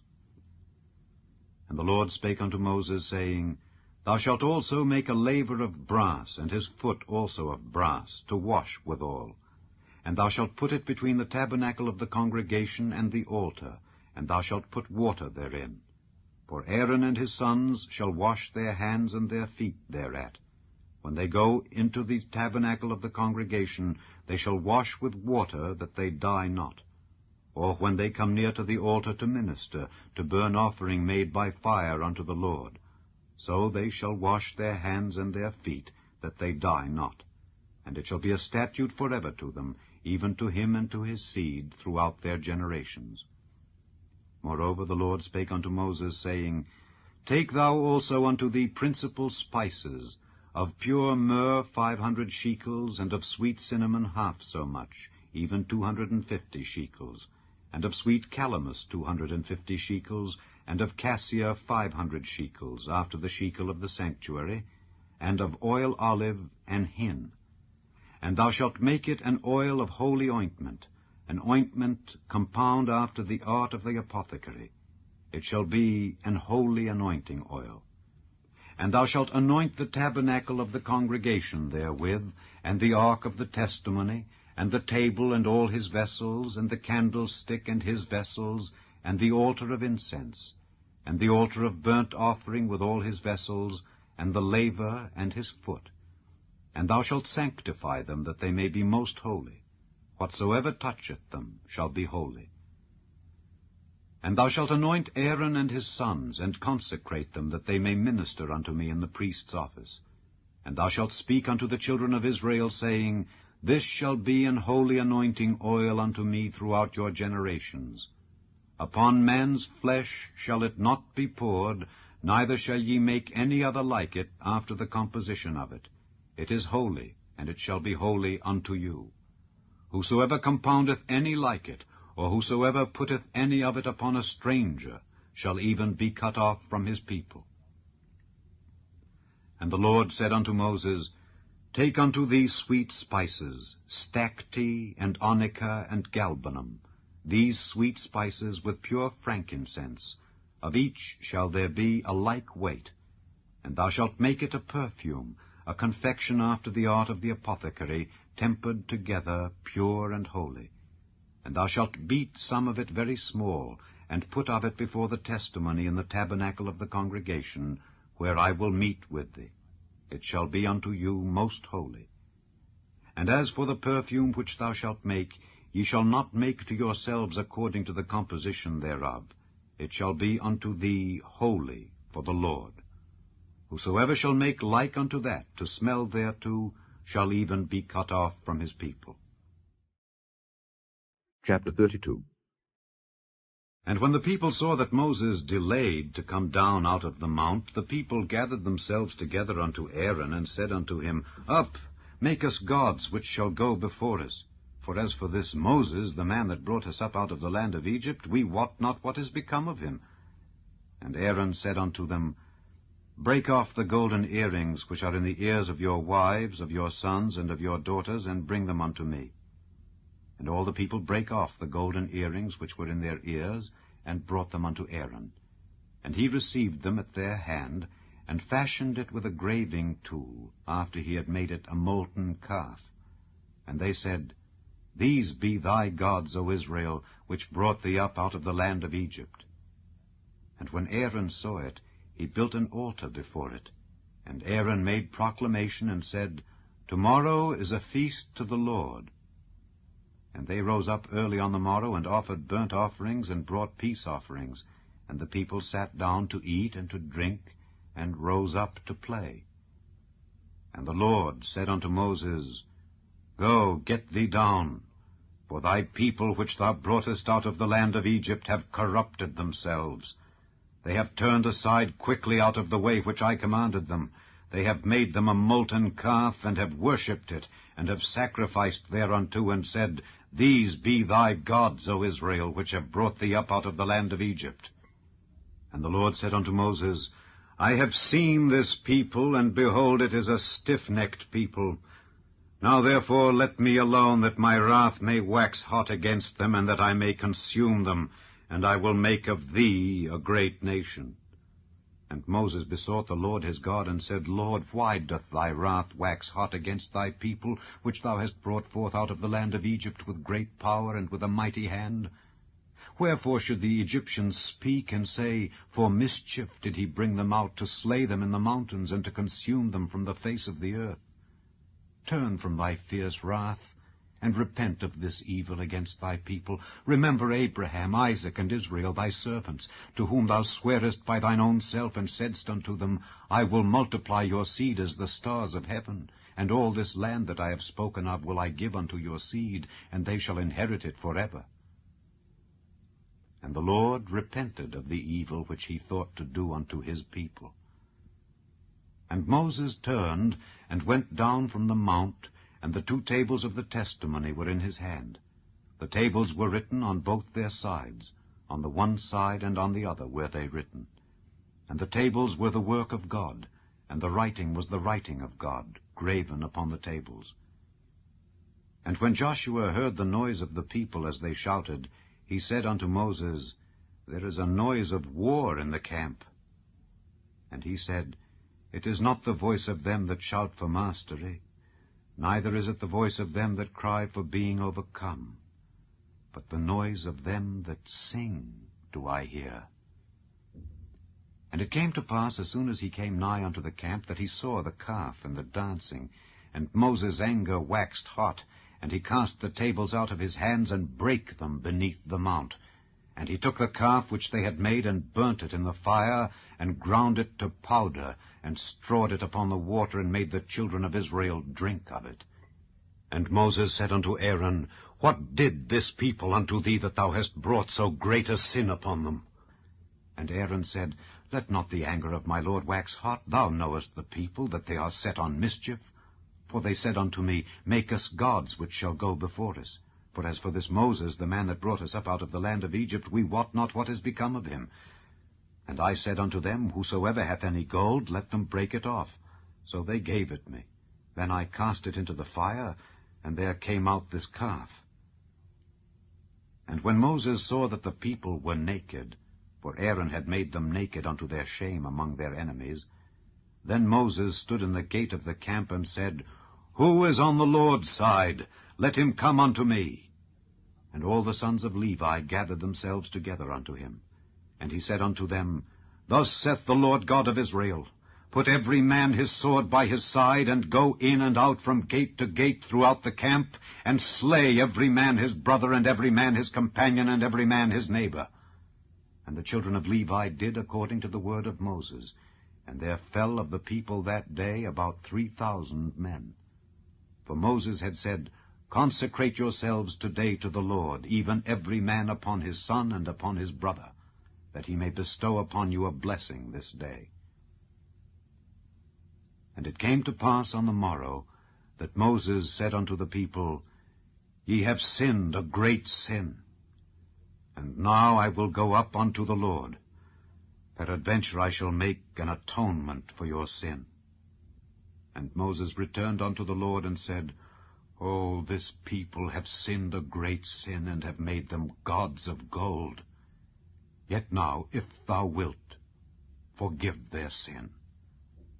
And if not, blot me, I pray thee, out of thy book which thou hast written.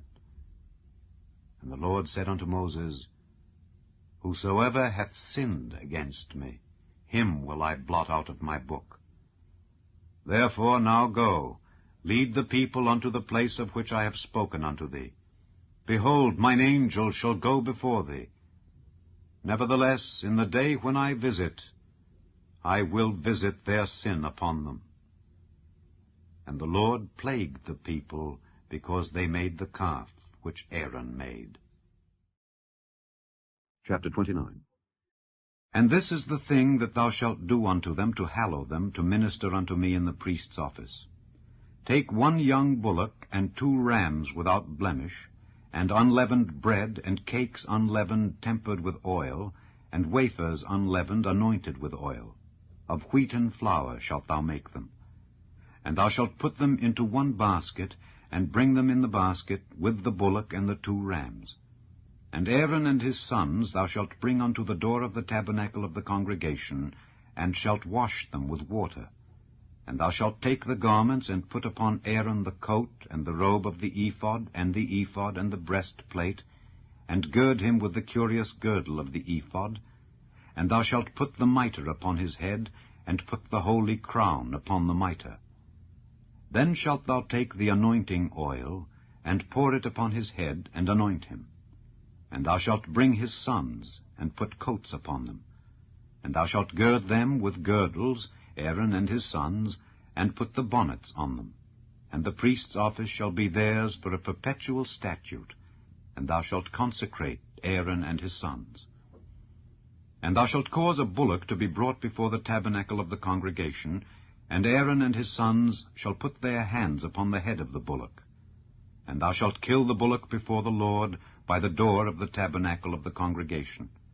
And thou shalt take of the blood of the bullock, and put it upon the horns of the altar with thy finger, and pour all the blood beside the bottom of the altar. And thou shalt take all the fat that covereth the inwards, and the caul that is above the liver, and the 2 kidneys, and the fat that is upon them, and burn them upon the altar. But the flesh of the bullock, and his skin, and his dung, shalt thou burn with fire without the camp. It is a sin offering. Thou shalt also take 1 ram, and Aaron and his sons shall put their hands upon the head of the ram. And thou shalt slay the ram, and thou shalt take his blood, and sprinkle it round about upon the altar. And thou shalt cut the ram in pieces, and wash the inwards of him and his legs, and put them unto his pieces, and unto his head. And thou shalt burn the whole ram upon the altar. It is a burnt offering unto the Lord. It is a sweet savour, an offering made by fire unto the Lord. And thou shalt take the other ram, and Aaron and his sons shall put their hands upon the head of the ram. Then shalt thou kill the ram, and take of his blood, and put it upon the tip of the right ear of Aaron, and upon the tip of the right ear of his sons, and upon the thumb of their right hand, and upon the great toe of their right foot, and sprinkle the blood upon the altar round about. And thou shalt take of the blood that is upon the altar, and of the anointing oil, and sprinkle it upon Aaron and upon his garments, and upon his sons, and upon the garments of his sons with him. And he shall be hallowed, and his garments, and his sons' garments with him. Also thou shalt take of the ram the fat and the rump, and the fat that covereth the inwards, and the caul above the liver, and the 2 kidneys, and the fat that is upon them, and the right shoulder, for it is a ram of consecration. And 1 loaf of bread, and 1 cake of oiled bread, and 1 wafer out of the basket of the unleavened bread that is before the Lord. And thou shalt put all in the hands of Aaron, and in the hands of his sons, and shalt wave them for a wave offering before the Lord. And thou shalt receive them of their hands, and burn them upon the altar for a burnt offering, for a sweet savour before the Lord. It is an offering made by fire unto the Lord. And thou shalt take the breast of the ram of Aaron's consecration, and wave it for a wave offering before the Lord, and it shall be thy part. And thou shalt sanctify the breast of the wave offering, and the shoulder of the heave offering, which is waved, and which is heaved up, of the ram of the consecration, even of that which is for Aaron, and of that which is for his sons. And it shall be Aaron's and his sons by a statute forever from the children of Israel. For it is an heave offering, and it shall be an heave offering from the children of Israel of the sacrifice of their peace offerings, even their heave offering unto the Lord. And the holy garments of Aaron shall be his sons after him, to be anointed therein, and to be consecrated in them. And that son that is priest in his stead shall put them on 7 days, when he cometh into the tabernacle of the congregation to minister in the holy place. And thou shalt take the ram of the consecration, and seethe his flesh in the holy place. And Aaron and his sons shall eat the flesh of the ram, and the bread that is in the basket by the door of the tabernacle of the congregation. And they shall eat those things wherewith the atonement was made, to consecrate and to sanctify them. But a stranger shall not eat thereof, because they are holy. And if aught of the flesh of the consecrations or of the bread remain unto the morning, then thou shalt burn the remainder with fire. It shall not be eaten, because it is holy. And thus shalt thou do unto Aaron and to his sons, according to all things which I have commanded thee. 7 days shalt thou consecrate them. And thou shalt offer every day a bullock for a sin offering for atonement. And thou shalt cleanse the altar when thou hast made an atonement for it, and thou shalt anoint it to sanctify it. 7 days thou shalt make an atonement for the altar and sanctify it, and it shall be an altar most holy. Whatsoever toucheth the altar shall be holy. Now this is that which thou shalt offer upon the altar: 2 lambs of the first year, day by day, continually. The 1 lamb thou shalt offer in the morning, and the other lamb thou shalt offer at even. And with the 1 lamb 1/10 deal of flour mingled with the 4th part of an hin of beaten oil, and the 4th part of an hin of wine for a drink offering. And the other lamb thou shalt offer at even, and shalt do thereto according to the meat offering of the morning, and according to the drink offering thereof, for a sweet savour, an offering made by fire unto the Lord. This shall be a continual burnt offering throughout your generations at the door of the tabernacle of the congregation before the Lord, where I will meet you to speak there unto thee. And there I will meet with the children of Israel, and the tabernacle shall be sanctified by my glory. And I will sanctify the tabernacle of the congregation and the altar. I will sanctify also both Aaron and his sons to minister to me in the priest's office. And I will dwell among the children of Israel, and will be their God. And they shall know that I am the Lord their God, that brought them forth out of the land of Egypt, that I may dwell among them. I am the Lord their God. Chapter 34. And the Lord said unto Moses, Hew thee 2 tables of stone like unto the first, and I will write upon these tables the words that were in the first tables which thou breakest. And be ready in the morning, and come up in the morning unto Mount Sinai, and present thyself there to me in the top of the mount. And no man shall come up with thee, neither let any man be seen throughout all the mount, neither let the flocks nor herds feed before that mount. And he hewed 2 tables of stone like unto the first. And Moses rose up early in the morning, and went up unto Mount Sinai, as the Lord had commanded him, and took in his hand the 2 tables of stone. And the Lord descended in the cloud, and stood with him there, and proclaimed the name of the Lord. And the Lord passed by before him, and proclaimed, the Lord God, merciful and gracious, long-suffering, and abundant in goodness and truth, keeping mercy for thousands, forgiving iniquity and transgression and sin, and that will by no means clear the guilty, visiting the iniquity of the fathers upon the children, and upon the children's children, unto the 3rd and to the 4th generation. And Moses made haste, and bowed his head toward the earth, and worshipped. And he said, If now I have found grace in thy sight, O Lord, let my Lord, I pray thee, go among us, for it is a stiff-necked people, and pardon our iniquity and our sin, and take us for thine inheritance. And he said, Behold, I make a covenant. Before all thy people I will do marvels such as have not been done in all the earth, nor in any nation. And all the people among which thou art shall see the work of the Lord. For it is a terrible thing that I will do with thee. Observe thou that which I command thee this day. Behold, I drive out before thee the Amorite, and the Canaanite, and the Hittite, and the Perizzite, and the Hivite, and the Jebusite. Take heed to thyself, lest thou make a covenant with the inhabitants of the land whither thou goest, lest it be for a snare in the midst of thee. But ye shall destroy their altars, break their images, and cut down their groves. For thou shalt worship no other God, for the Lord, whose name is jealous, is a jealous God. Lest thou make a covenant with the inhabitants of the land, and they go a-whoring after their gods, and do sacrifice unto their gods, and one call thee, and thou eat of his sacrifice, and thou take of their daughters unto thy sons, and their daughters go a-whoring after their gods, and make thy sons go a-whoring after their gods.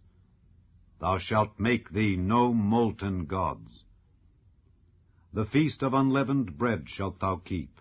7 days thou shalt eat unleavened bread, as I commanded thee, in the time of the month Abib, for in the month Abib thou camest out from Egypt. All that openeth the matrix is mine, and every firstling among thy cattle, whether ox or sheep, that is male. But the firstling of an ass thou shalt redeem with a lamb, and if thou redeem him not, then shalt thou break his neck. All the firstborn of thy sons thou shalt redeem, and none shall appear before me empty. 6 days thou shalt work, but on the 7th day thou shalt rest. In earing time and in harvest thou shalt rest. And thou shalt observe the feast of weeks, of the first fruits of wheat harvest, and the feast of ingathering at the year's end. Thrice in the year shall all your men-children appear before the Lord God, the God of Israel. For I will cast out the nations before thee, and enlarge thy borders. Neither shall any man desire thy land, when thou shalt go up to appear before the Lord thy God thrice in the year. Thou shalt not offer the blood of my sacrifice with leaven, neither shall the sacrifice of the feast of the Passover be left unto the morning. The first of the firstfruits of thy land thou shalt bring unto the house of the Lord thy God. Thou shalt not see the kid in his mother's milk. And the Lord said unto Moses, Write thou these words, for after the tenor of these words I have made a covenant with thee and with Israel. And he was there with the Lord 40 days and 40 nights. He did neither eat bread nor drink water, and he wrote upon the tables the words of the covenant, the 10 commandments. And it came to pass, when Moses came down from Mount Sinai with the 2 tables of testimony in Moses' hand, when he came down from the mount, that Moses wist not that the skin of his face shone while he talked with him.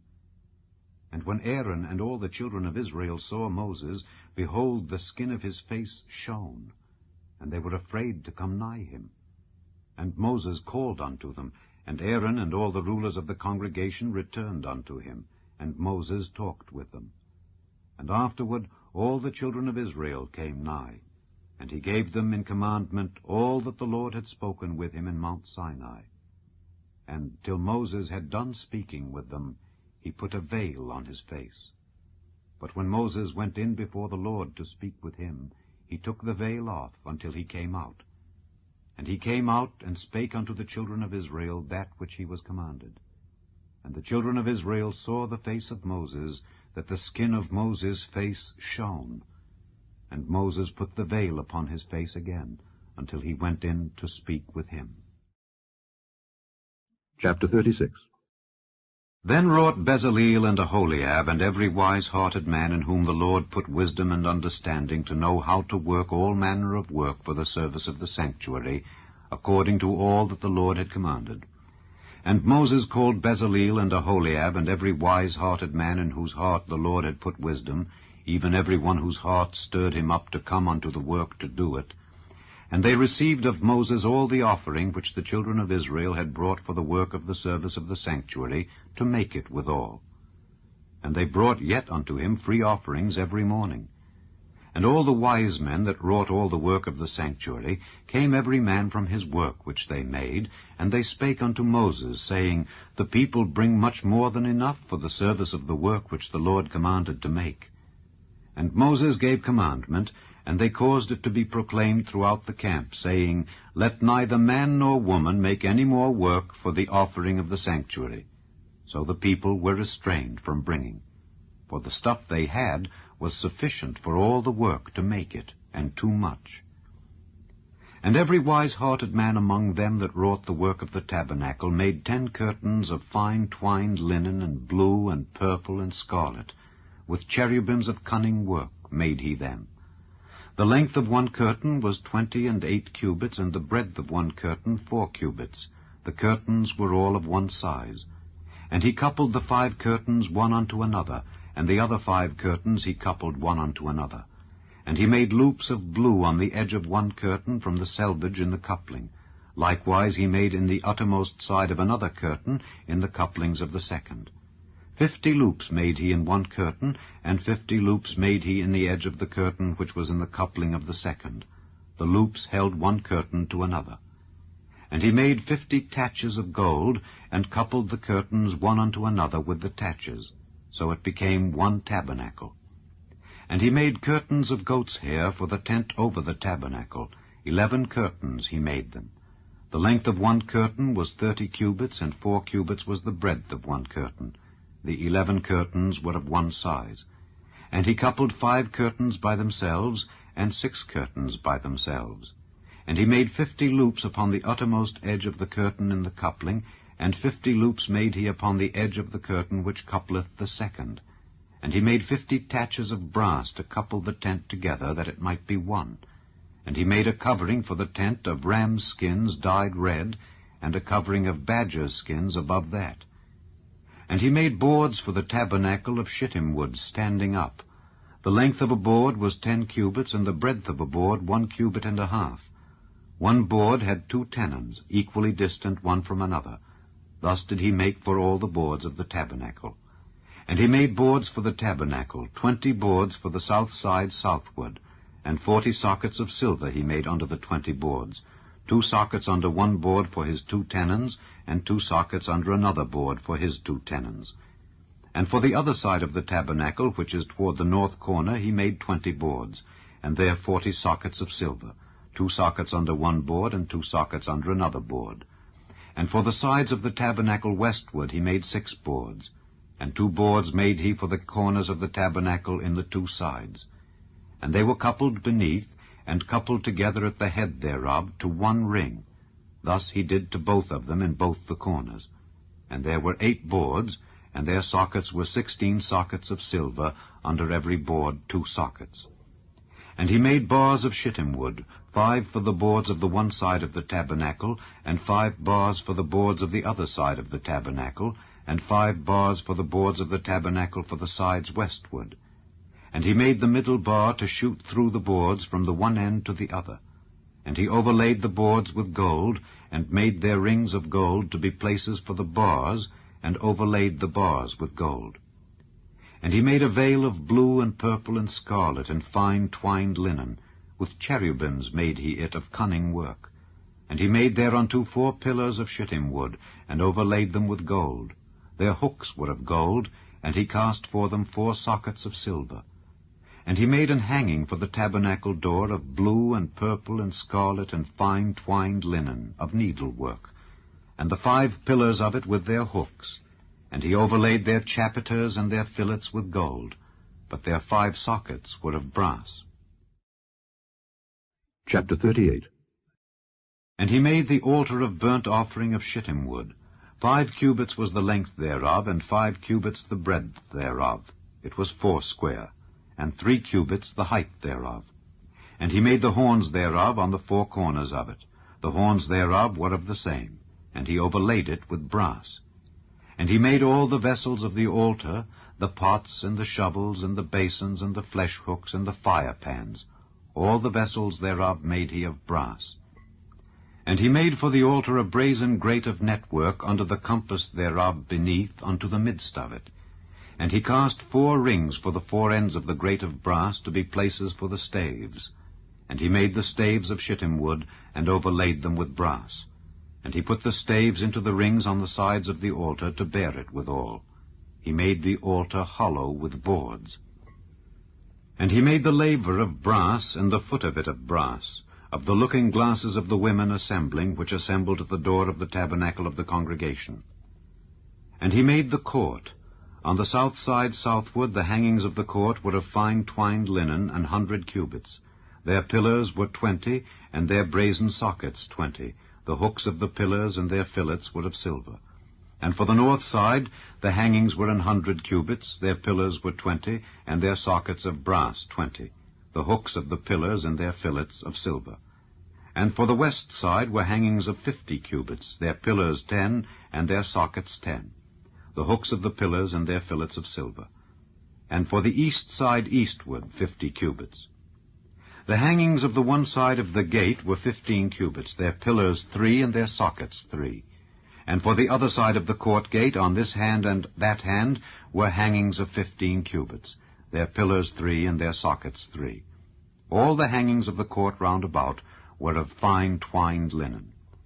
And the sockets for the pillars were of brass, the hooks of the pillars and their fillets of silver, and the overlaying of their chapiters of silver, and all the pillars of the court were filleted with silver. And the hanging for the gate of the court was needlework of blue and purple and scarlet and fine twined linen, and 20 cubits was the length, and the height and the breadth was 5 cubits, answerable to the hangings of the court. And their pillars were 4, and their sockets of brass 4, their hooks of silver, and the overlaying of their chapiters and their fillets of silver. And all the pins of the tabernacle and of the court round about were of brass. This is the sum of the tabernacle, even of the tabernacle of testimony, as it was counted according to the commandment of Moses for the service of the Levites, by the hand of Ithamar, son to Aaron the priest. And Bezaleel the son of Uri, the son of Hur, of the tribe of Judah, made all that the Lord commanded Moses.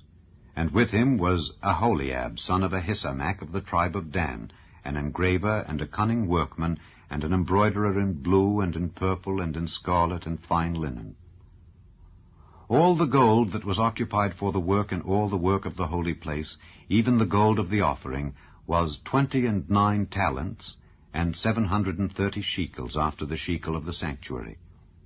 And the silver of them that were numbered of the congregation was 100 talents, and 1,715 shekels after the shekel of the sanctuary. A beka for every man, that is, half a shekel after the shekel of the sanctuary, for every one that went to be numbered from 20 years old and upward, for 600,000 and 3,550 men. And of the 100 talents of silver were cast the sockets of the sanctuary and the sockets of the veil, and 100 sockets of the 100 talents, a talent for a socket. And of the 1,775 shekels he made hooks for the pillars, and overlaid their chapiters, and filleted them. And the brass of the offering was 70 talents, and 2,400 shekels. And therewith he made the sockets to the door of the tabernacle of the congregation, and the brazen altar, and the brazen grate for it, and all the vessels of the altar, and the sockets of the court round about, and the sockets of the court gate, and all the pins of the tabernacle, and all the pins of the court round about. Chapter 39. And of the blue and purple and scarlet they made cloths of service to do service in the holy place, and made the holy garments for Aaron, as the Lord commanded Moses. And he made the ephod of gold, blue and purple and scarlet, and fine twined linen. And they did beat the gold into thin plates, and cut it into wires, to work it in the blue, and in the purple, and in the scarlet, and in the fine linen, with cunning work. They made shoulder pieces for it to couple it together. By the 2 edges was it coupled together.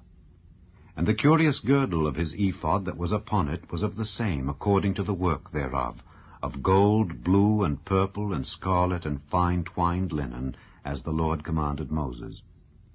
And they wrought onyx stones enclosed in ouches of gold, graven as signets are graven, with the names of the children of Israel. And he put them on the shoulders of the ephod, that they should be stones for a memorial to the children of Israel, as the Lord commanded Moses. And he made the breastplate of cunning work, like the work of the ephod, of gold, blue, and purple, and scarlet, and fine twined linen. It was 4 They made the breastplate double. A span was the length thereof, and a span the breadth thereof, being doubled. And they set in it 4 rows of stones. The first row was a sardius, a topaz, and a carbuncle. This was the first row. And the second row an emerald, a sapphire, and a diamond. And the third row a ligure, an agate, and an amethyst. And the 4th row a beryl, an onyx, and a jasper. They were enclosed in ouches of gold in their enclosings. And the stones were according to the names of the children of Israel, 12, according to their names, like the engravings of a signet, every one with his name, according to the 12 tribes. And they made upon the breastplate chains at the ends of wreathen work of pure gold. And they made 2 ouches of gold, and 2 gold rings, and put the 2 rings in the 2 ends of the breastplate. And they put the 2 wreathen chains of gold in the 2 rings on the ends of the breastplate. And the 2 ends of the 2 wreathen chains they fastened in the 2 ouches, and put them on the shoulder pieces of the ephod before it. And they made 2 rings of gold, and put them on the 2 ends of the breastplate upon the border of it, which was on the side of the ephod inward. And they made 2 other golden rings, and put them on the 2 sides of the ephod underneath toward the forepart of it, over against the other coupling thereof, above the curious girdle of the ephod. And they did bind the breastplate by his rings unto the rings of the ephod with a lace of blue, that it might be above the curious girdle of the ephod, and that the breastplate might not be loosed from the ephod, as the Lord commanded Moses. And he made the robe of the ephod of woven work, all of blue. And there was an hole in the midst of the robe, as the hole of an habergeon, with a band round about the hole, that it should not rend. And they made upon the hems of the robe pomegranates of blue and purple and scarlet and twined linen. And they made bells of pure gold, and put the bells between the pomegranates upon the hem of the robe, round about between the pomegranates, a bell and a pomegranate, a bell and a pomegranate, round about the hem of the robe, to minister in, as the Lord commanded Moses. And they made coats of fine linen of woven work for Aaron and for his sons, and a mitre of fine linen, and goodly bonnets of fine linen, and linen breeches of fine twined linen, and a girdle of fine twined linen, and blue and purple and scarlet of needlework, as the Lord commanded Moses. And they made the plate of the holy crown of pure gold, and wrote upon it a writing like to the engravings of a signet, Holiness to the Lord. And they tied unto it a lace of blue, to fasten it on high upon the mitre, as the Lord commanded Moses. Thus was all the work of the tabernacle of the tent of the congregation finished, and the children of Israel did according to all that the Lord commanded Moses. So did they.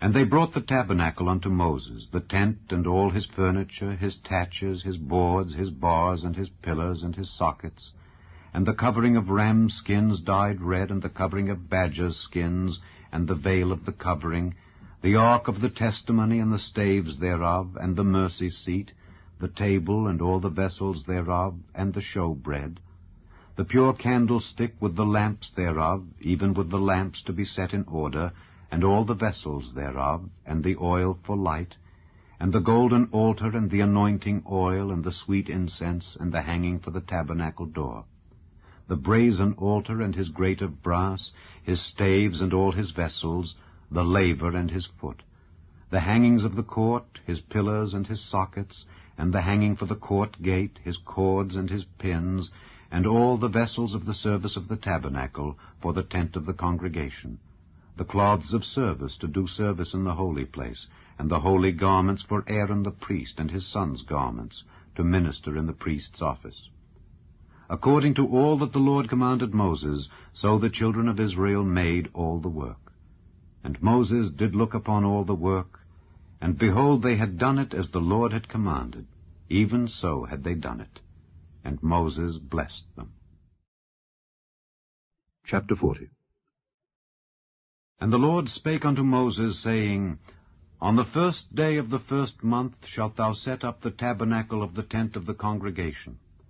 And thou shalt put therein the ark of the testimony, and cover the ark with the veil. And thou shalt bring in the table, and set in order the things that are to be set in order upon it. And thou shalt bring in the candlestick, and light the lamps thereof. And thou shalt set the altar of gold for the incense before the ark of the testimony, and put the hanging of the door to the tabernacle. And thou shalt set the altar of the burnt offering before the door of the tabernacle of the tent of the congregation. And thou shalt set the laver between the tent of the congregation and the altar, and shalt put water therein. And thou shalt set up the court round about, and hang up the hanging at the court gate. And thou shalt take the anointing oil, and anoint the tabernacle, and all that is therein, and shalt hallow it, and all the vessels thereof, and it shall be holy. And thou shalt anoint the altar of the burnt offering, and all his vessels, and sanctify the altar, and it shall be an altar most holy. And thou shalt anoint the laver and his foot, and sanctify it. And thou shalt bring Aaron and his sons unto the door of the tabernacle of the congregation, and wash them with water. And thou shalt put upon Aaron the holy garments, and anoint him, and sanctify him, that he may minister unto me in the priest's office. And thou shalt bring his sons, and clothe them with coats. And thou shalt anoint them as thou didst anoint their father, that they may minister unto me in the priest's office. For their anointing shall surely be an everlasting priesthood throughout their generations. Thus did Moses, according to all that the Lord commanded him, so did he.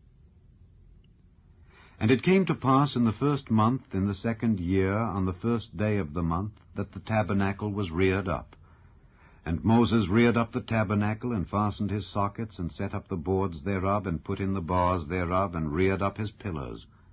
And he spread abroad the tent over the tabernacle, and put the covering of the tent above upon it, as the Lord commanded Moses.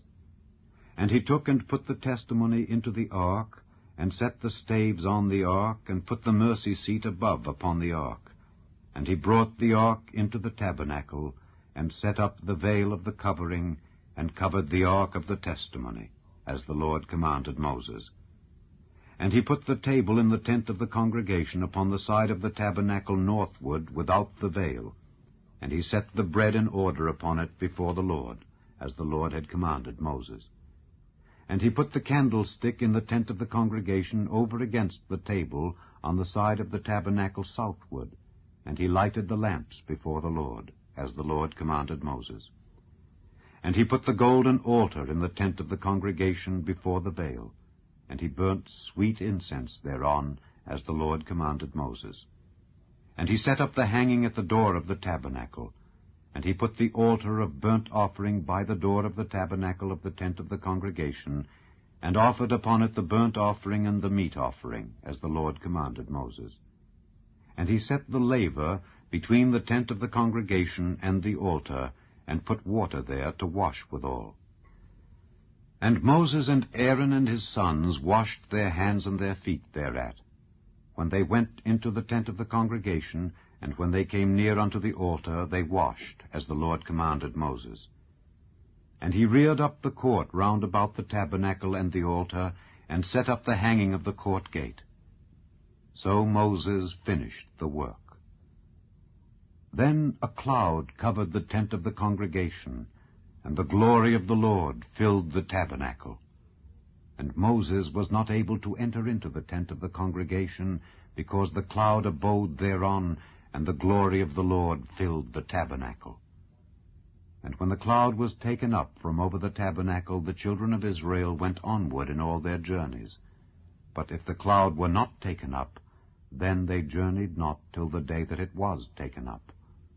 For the cloud of the Lord was upon the tabernacle by day, and fire was on it by night, in the sight of all the house of Israel, throughout all their journeys. The Lamentations of Jeremiah, Chapter 1. How doth the city sit solitary that was full of people? How is she become as a widow? She that was great among the nations, and princess among the provinces, how is she become tributary? She weepeth sore in the night, and her tears are on her cheeks. Among all her lovers she hath none to comfort her. All her friends have dealt treacherously with her. They are become her enemies. Judah is gone into captivity because of affliction, and because of great servitude. She dwelleth among the heathen, she findeth no rest. All her persecutors overtook her between the straits.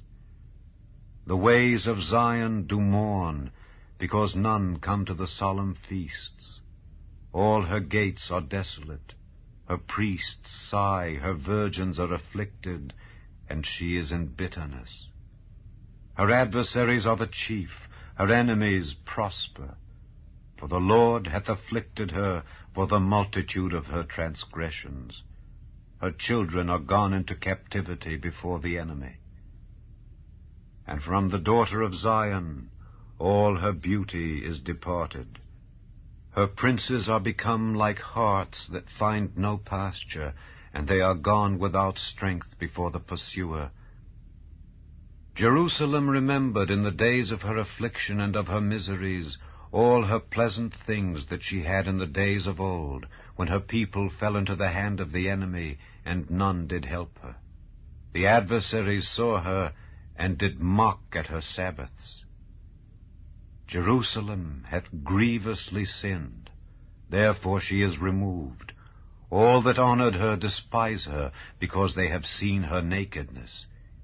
Yea, she sigheth and turneth backward. Her filthiness is in her skirts. She remembereth not her last end. Therefore she came down wonderfully. She had no comforter. O Lord, behold my affliction, for the enemy hath magnified himself. The adversary hath spread out his hand upon all her pleasant things, for she hath seen that the heathen entered into her sanctuary, whom thou didst command that they should not enter into thy congregation. All her people sigh, they seek bread. They have given their pleasant things for meat to relieve the soul. See, O Lord, and consider, for I am become vile. Is it nothing to you, all ye that pass by? Behold, and see if there be any sorrow like unto my sorrow, which is done unto me, wherewith the Lord hath afflicted me in the day of his fierce anger. From above hath he sent fire into my bones, and it prevaileth against them. He hath spread a net for my feet, he hath turned me back, he hath made me desolate and faint all the day. The yoke of my transgressions is bound by his hand. They are wreathed and come up upon my neck. He hath made my strength to fall. The Lord hath delivered me into their hands, from whom I am not able to rise up. The Lord hath trodden under foot all my mighty men in the midst of me.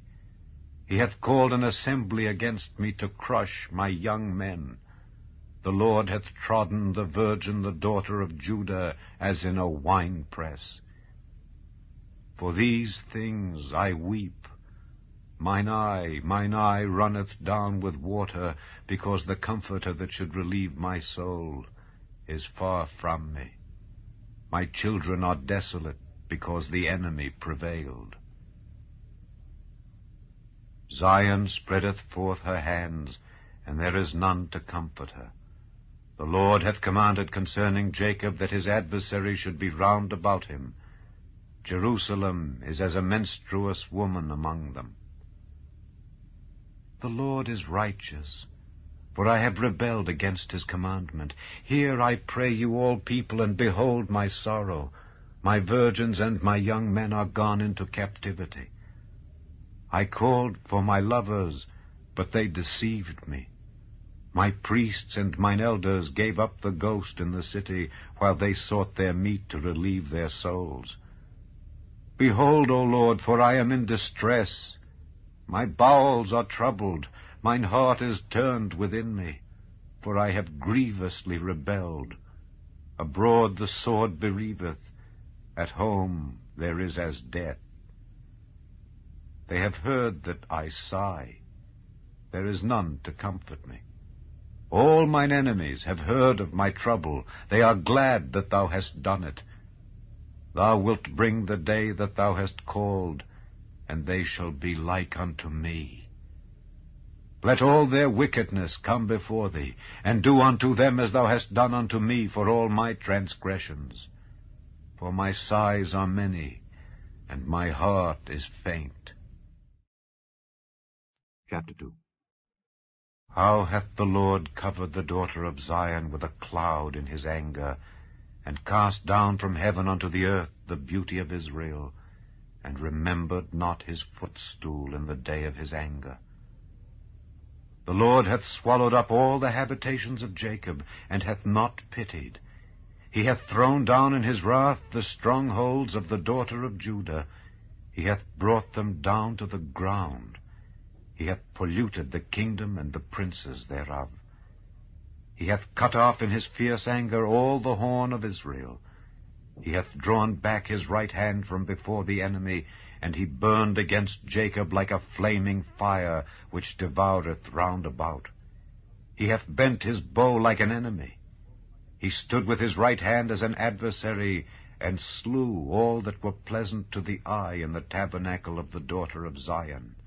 He poured out his fury like fire. The Lord was as an enemy. He hath swallowed up Israel. He hath swallowed up all her palaces. He hath destroyed his strongholds, and hath increased in the daughter of Judah mourning and lamentation. And he hath violently taken away his tabernacle, as if it were of a garden. He hath destroyed his places of the assembly. The Lord hath caused the solemn feasts and Sabbaths to be forgotten in Zion, and hath despised in the indignation of his anger the king and the priest. The Lord hath cast off his altar. He hath abhorred his sanctuary. He hath given up into the hand of the enemy the walls of her palaces. They have made a noise in the house of the Lord, as in the day of a solemn feast. The Lord hath purposed to destroy the wall of the daughter of Zion. He hath stretched out a line. He hath not withdrawn his hand from destroying. Therefore he made the rampart and the wall to lament. They languished together. Her gates are sunk into the ground. He hath destroyed and broken her bars. Her king and her princes are among the Gentiles. The law is no more. Her prophets also find no vision from the Lord. The elders of the daughter of Zion sit upon the ground and keep silence. They have cast up dust upon their heads. They have girded themselves with sackcloth. The virgins of Jerusalem hang down their heads to the ground. Mine eyes do fail with tears. My bowels are troubled. My liver is poured upon the earth for the destruction of the daughter of my people. because the children and the sucklings swoon in the streets of the city. They say to their mothers, "Where is corn and wine?" when they swooned as the wounded in the streets of the city, when their soul was poured out into their mother's bosom. What thing shall I take to witness for thee? What thing shall I liken to thee, O daughter of Jerusalem? What shall I equal to thee, that I may comfort thee, O virgin daughter of Zion? For thy breach is great like the sea. Who can heal thee? Thy prophets have seen vain and foolish things for thee, and they have not discovered thine iniquity to turn away thy captivity, but have seen for thee false burdens and causes of banishment. All that pass by clap their hands at thee. They hiss and wag their head at the daughter of Jerusalem, saying, "Is this the city that men call the perfection of beauty, the joy of the whole earth?" All thine enemies have opened their mouth against thee. They hiss and gnash the teeth. They say, "We have swallowed her up. Certainly this is the day that we looked for. We have found, we have seen it." The Lord hath done that which he had devised. He hath fulfilled his word that he had commanded in the days of old. He hath thrown down and hath not pitied. And he hath caused thine enemy to rejoice over thee. He hath set up the horn of thine adversaries. Their heart cried unto the Lord, "O wall of the daughter of Zion, let tears run down like a river day and night. Give thyself no rest. Let not the apple of thine eye cease. Arise, cry out in the night. In the beginning of the watches pour out thine heart like water before the face of the Lord. Lift up thy hands toward him for the life of thy young children that faint for hunger in the top of every street. Behold, O Lord, and consider to whom thou hast done this. Shall the women eat their fruit, and children of a span long? Shall the priest and the prophet be slain in the sanctuary of the Lord? The young and the old lie on the ground in the streets. My virgins and my young men are fallen by the sword. Thou hast slain them in the day of thine anger. Thou hast killed and not pitied. Thou hast called as in a solemn day my terrors round about, so that in the day of the Lord's anger none escaped nor remained. Those that I have swaddled and brought up hath mine enemy consumed. Chapter 3. I am the man that hath seen affliction by the rod of his wrath. He hath led me and brought me into darkness, but not into light. Surely against me is he turned. He turneth his hand against me all the day. My flesh and my skin hath he made old. He hath broken my bones. He hath builded against me, and compassed me with gall and travail. He hath set me in dark places, as they that be dead of old. He hath hedged me about that I cannot get out. He hath made my chain heavy. Also, when I cry and shout, he shutteth out my prayer. He hath enclosed my ways with hewn stone. He hath made my paths crooked. He was unto me as a bear lying in wait, and as a lion in secret places. He hath turned aside my ways, and pulled me in pieces. He hath made me desolate. He hath bent his bow, and set me as a mark for the arrow. He hath caused the arrows of his quiver to enter into my reins. I was a derision to all my people, and their song all the day. He hath filled me with bitterness. He hath made me drunken with wormwood. He hath also broken my teeth with gravel stones. He hath covered me with ashes. And thou hast removed my soul far off from peace. I forgat prosperity. And I said, My strength and my hope is perished from the Lord. remembering mine affliction and my misery, the wormwood and the gall. My soul hath them still in remembrance, and is humbled in me. This I recall to my mind, therefore have I hope. It is of the Lord's mercies that we are not consumed, because his compassions fail not. They are new every morning. Great is thy faithfulness. The Lord is my portion, saith my soul, therefore will I hope in him. The Lord is good unto them that wait for him, to the soul that seeketh him.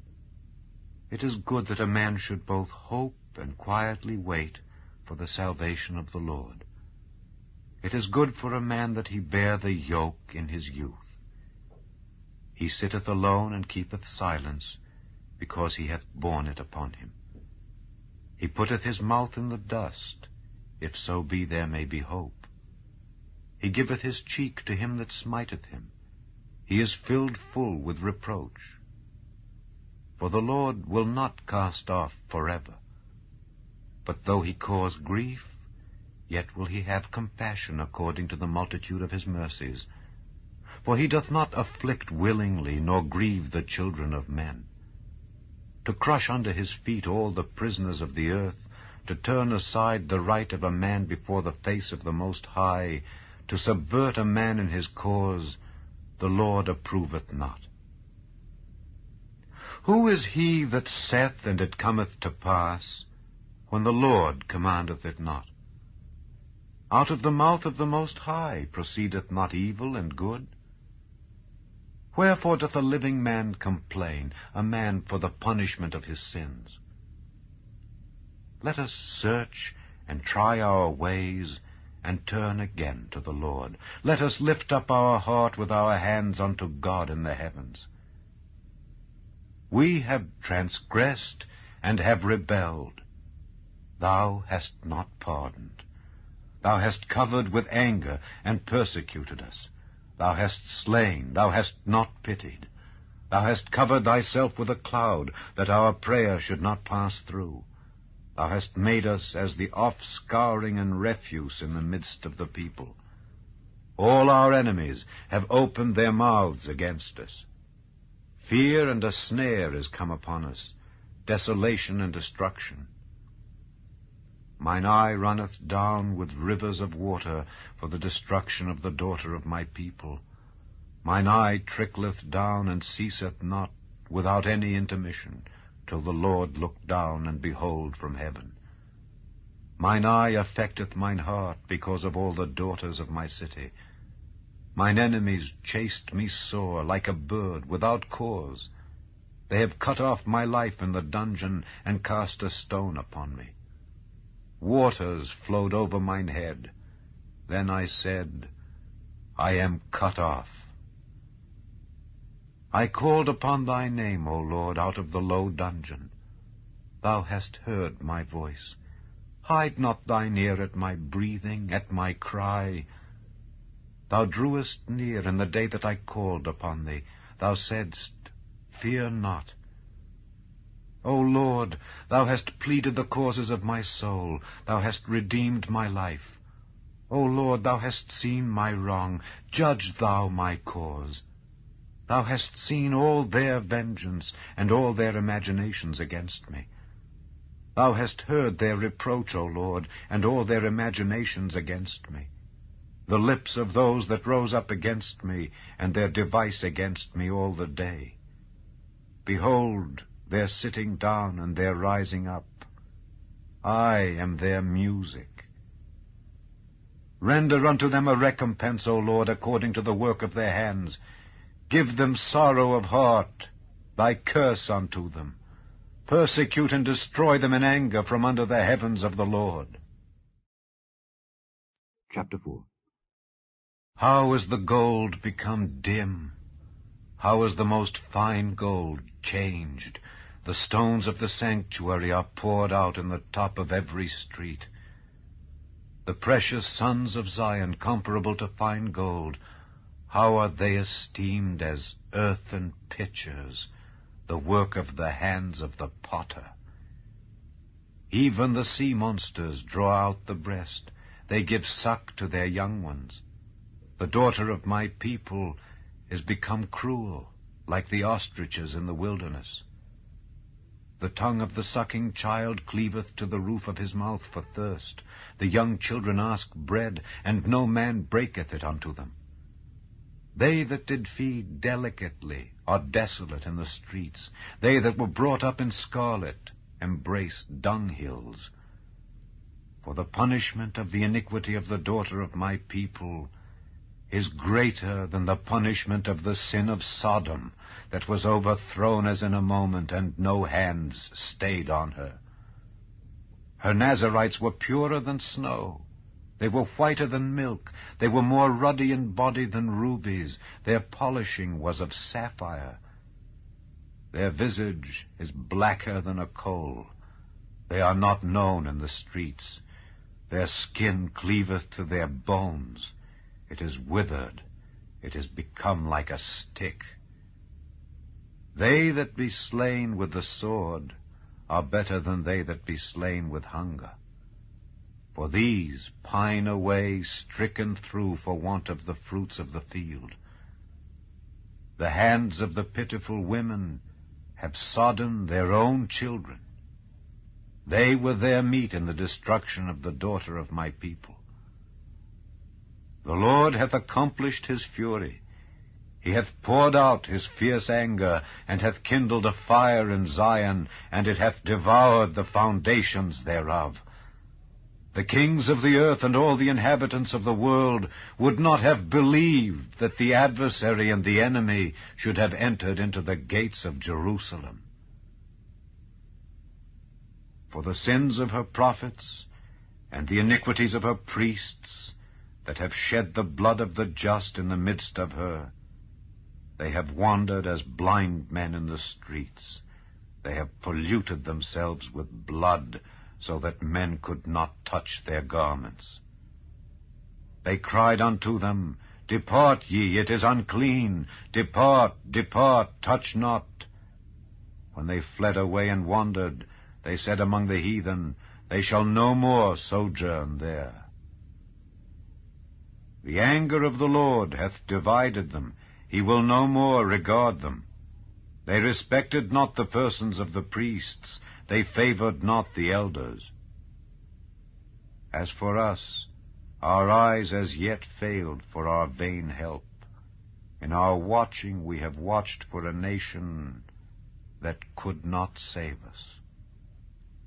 They hunt our steps, that we cannot go in our streets.